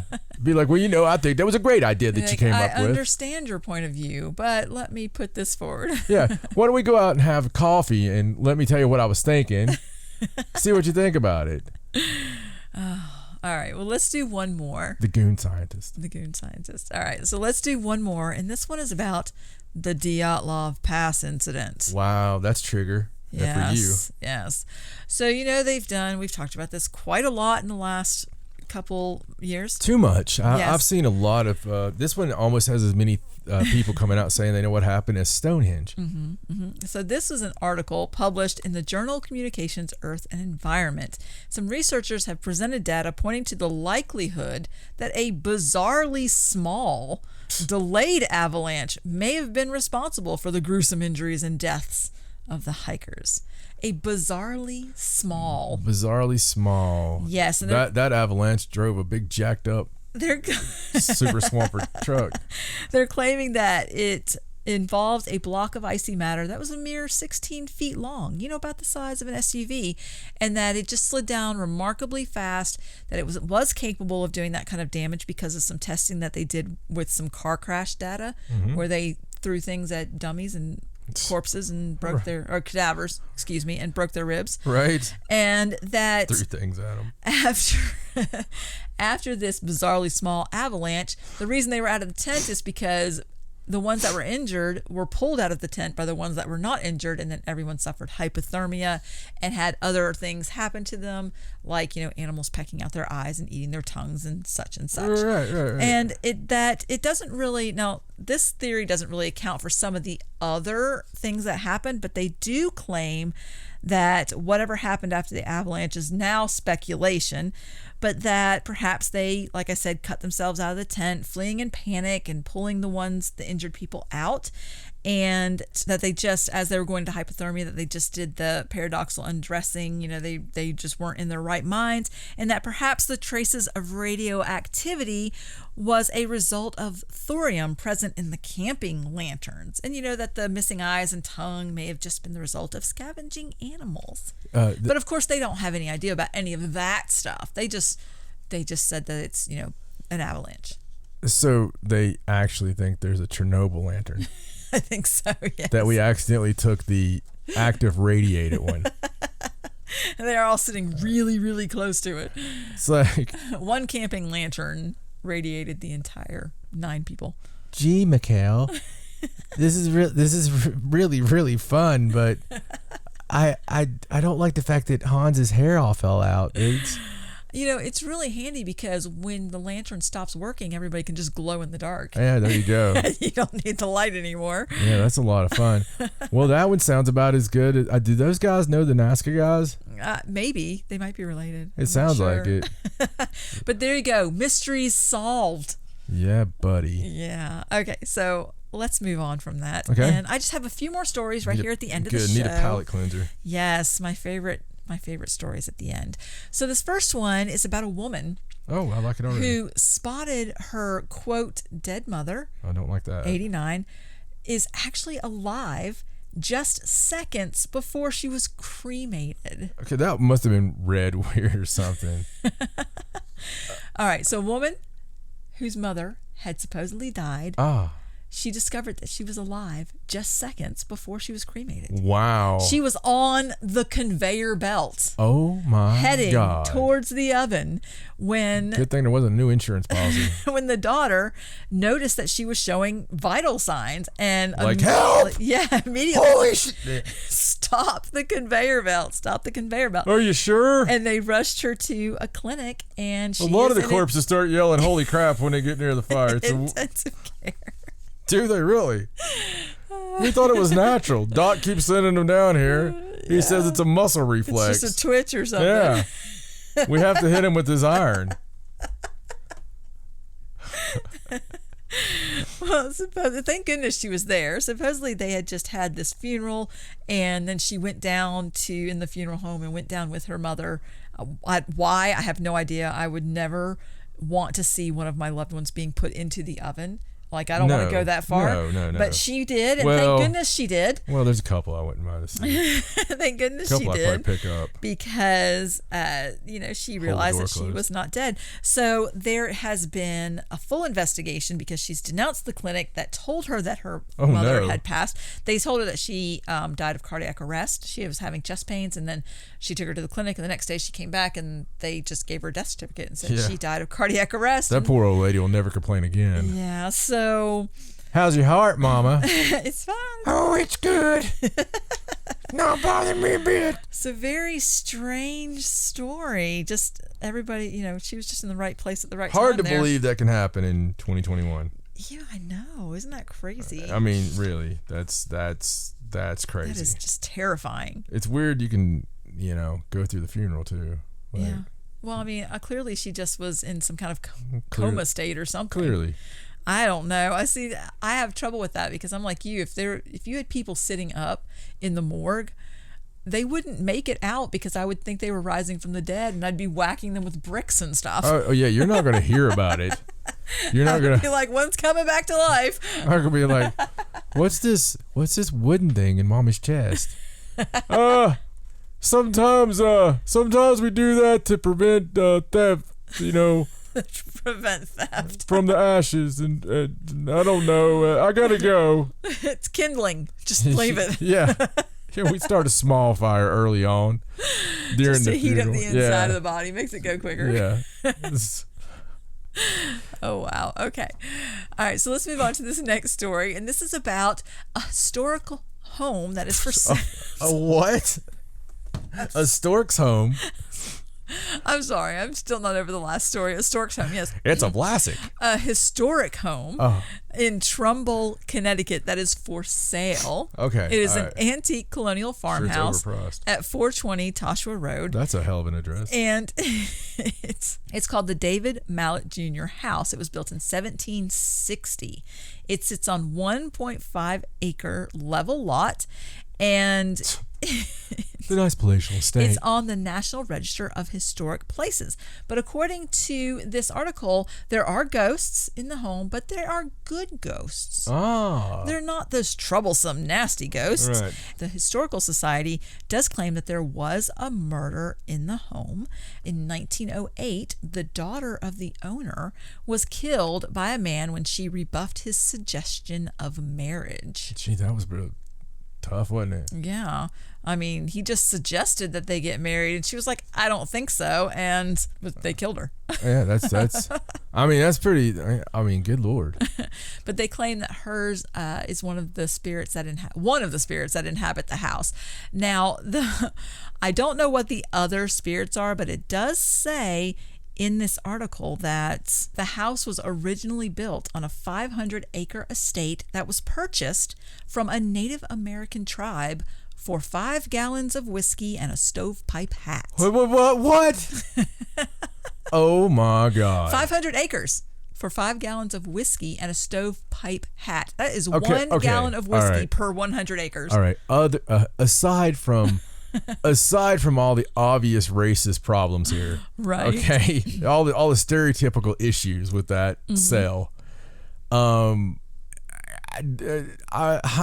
Wow. We gave him a bottle of liquor and some poker chips and a big idea. And we took their 2,000 acres. Good Lord. I mean, Oh, wow. it's one of the ghosts is a teepee. Mm-hmm. I mean, I think we might know what the haunting is. Yes, so they claim it's a good thing, but I don't. Maybe they're just saying that. I don't know. Wow. I mean, wow. That's interesting. It is. It is a really beautiful house. It's been updated. It says it was originally part of a large farm, and that the home consists of 3 sections, which were all separate houses at one point. They all predate 1800, and they've all been put together into the farmhouse that you see today. It's on the market for $749,000, and it does have a lot of really nice updates. Like I said, there's even a bricked-in root cellar that you can convert into a wine cellar, and there's a smokehouse in the attic. Yes. So, watch out for the Indian summers, though. yes. Interesting house for sale. You can go check that out in Connecticut if you're interested in having it. Yeah, there's never been a haunting there. And all of the good ghosts that are hanging around. Yeah. Bring some whiskey. All right, so last story. Corn whiskey. Now, this last story is about a mystery that's been solved. Oh, And this one I think is legitimate. It's not a stupid reason. okay. This is the mystery of why wombats have cube-shaped poo. All right. Did you know that wombats had cube-shaped poo? You know, Stacey, I don't think ever have I wondered about wombat poo. Look, I brought a picture. Isn't that weird? It's kind of charcoaly. So, yes, it is. So the original theories were kind of odd. One was that perhaps wombats had Square rectums? a square sphincter is what it Yeah. said. Yes. And So who that checked when that? they pooped it out, it just came out in a square. I don't know how long that's been a theory. You think somebody would have The looked wombat was at a highly wombat upset. sphincter at some point. Another theory that they claim is complete nonsense was that the idea that wombats pat the feces into shape after they poop them out. Like they poop it out, and they're like, oh, that's not right. And then they just sort of pat it into a square. I hope that's the case. Can To I make find it YouTube nice and videos neat. on that? Like where they teach their young? Well, it turns out that recently they were doing an autopsy on a wombat that had to be euthanized after it was hit by a car. And the guy doing the autopsy noticed that there were square-shaped feces in the lower intestines. So voila, it makes the poo square-shaped before it even poops it out. Are you sure they're Mystery not solved. just eating a bunch of squares? No, I'm pretty sure. It has something to do with their antennas and their antennas. Jesus. Really? I never knew.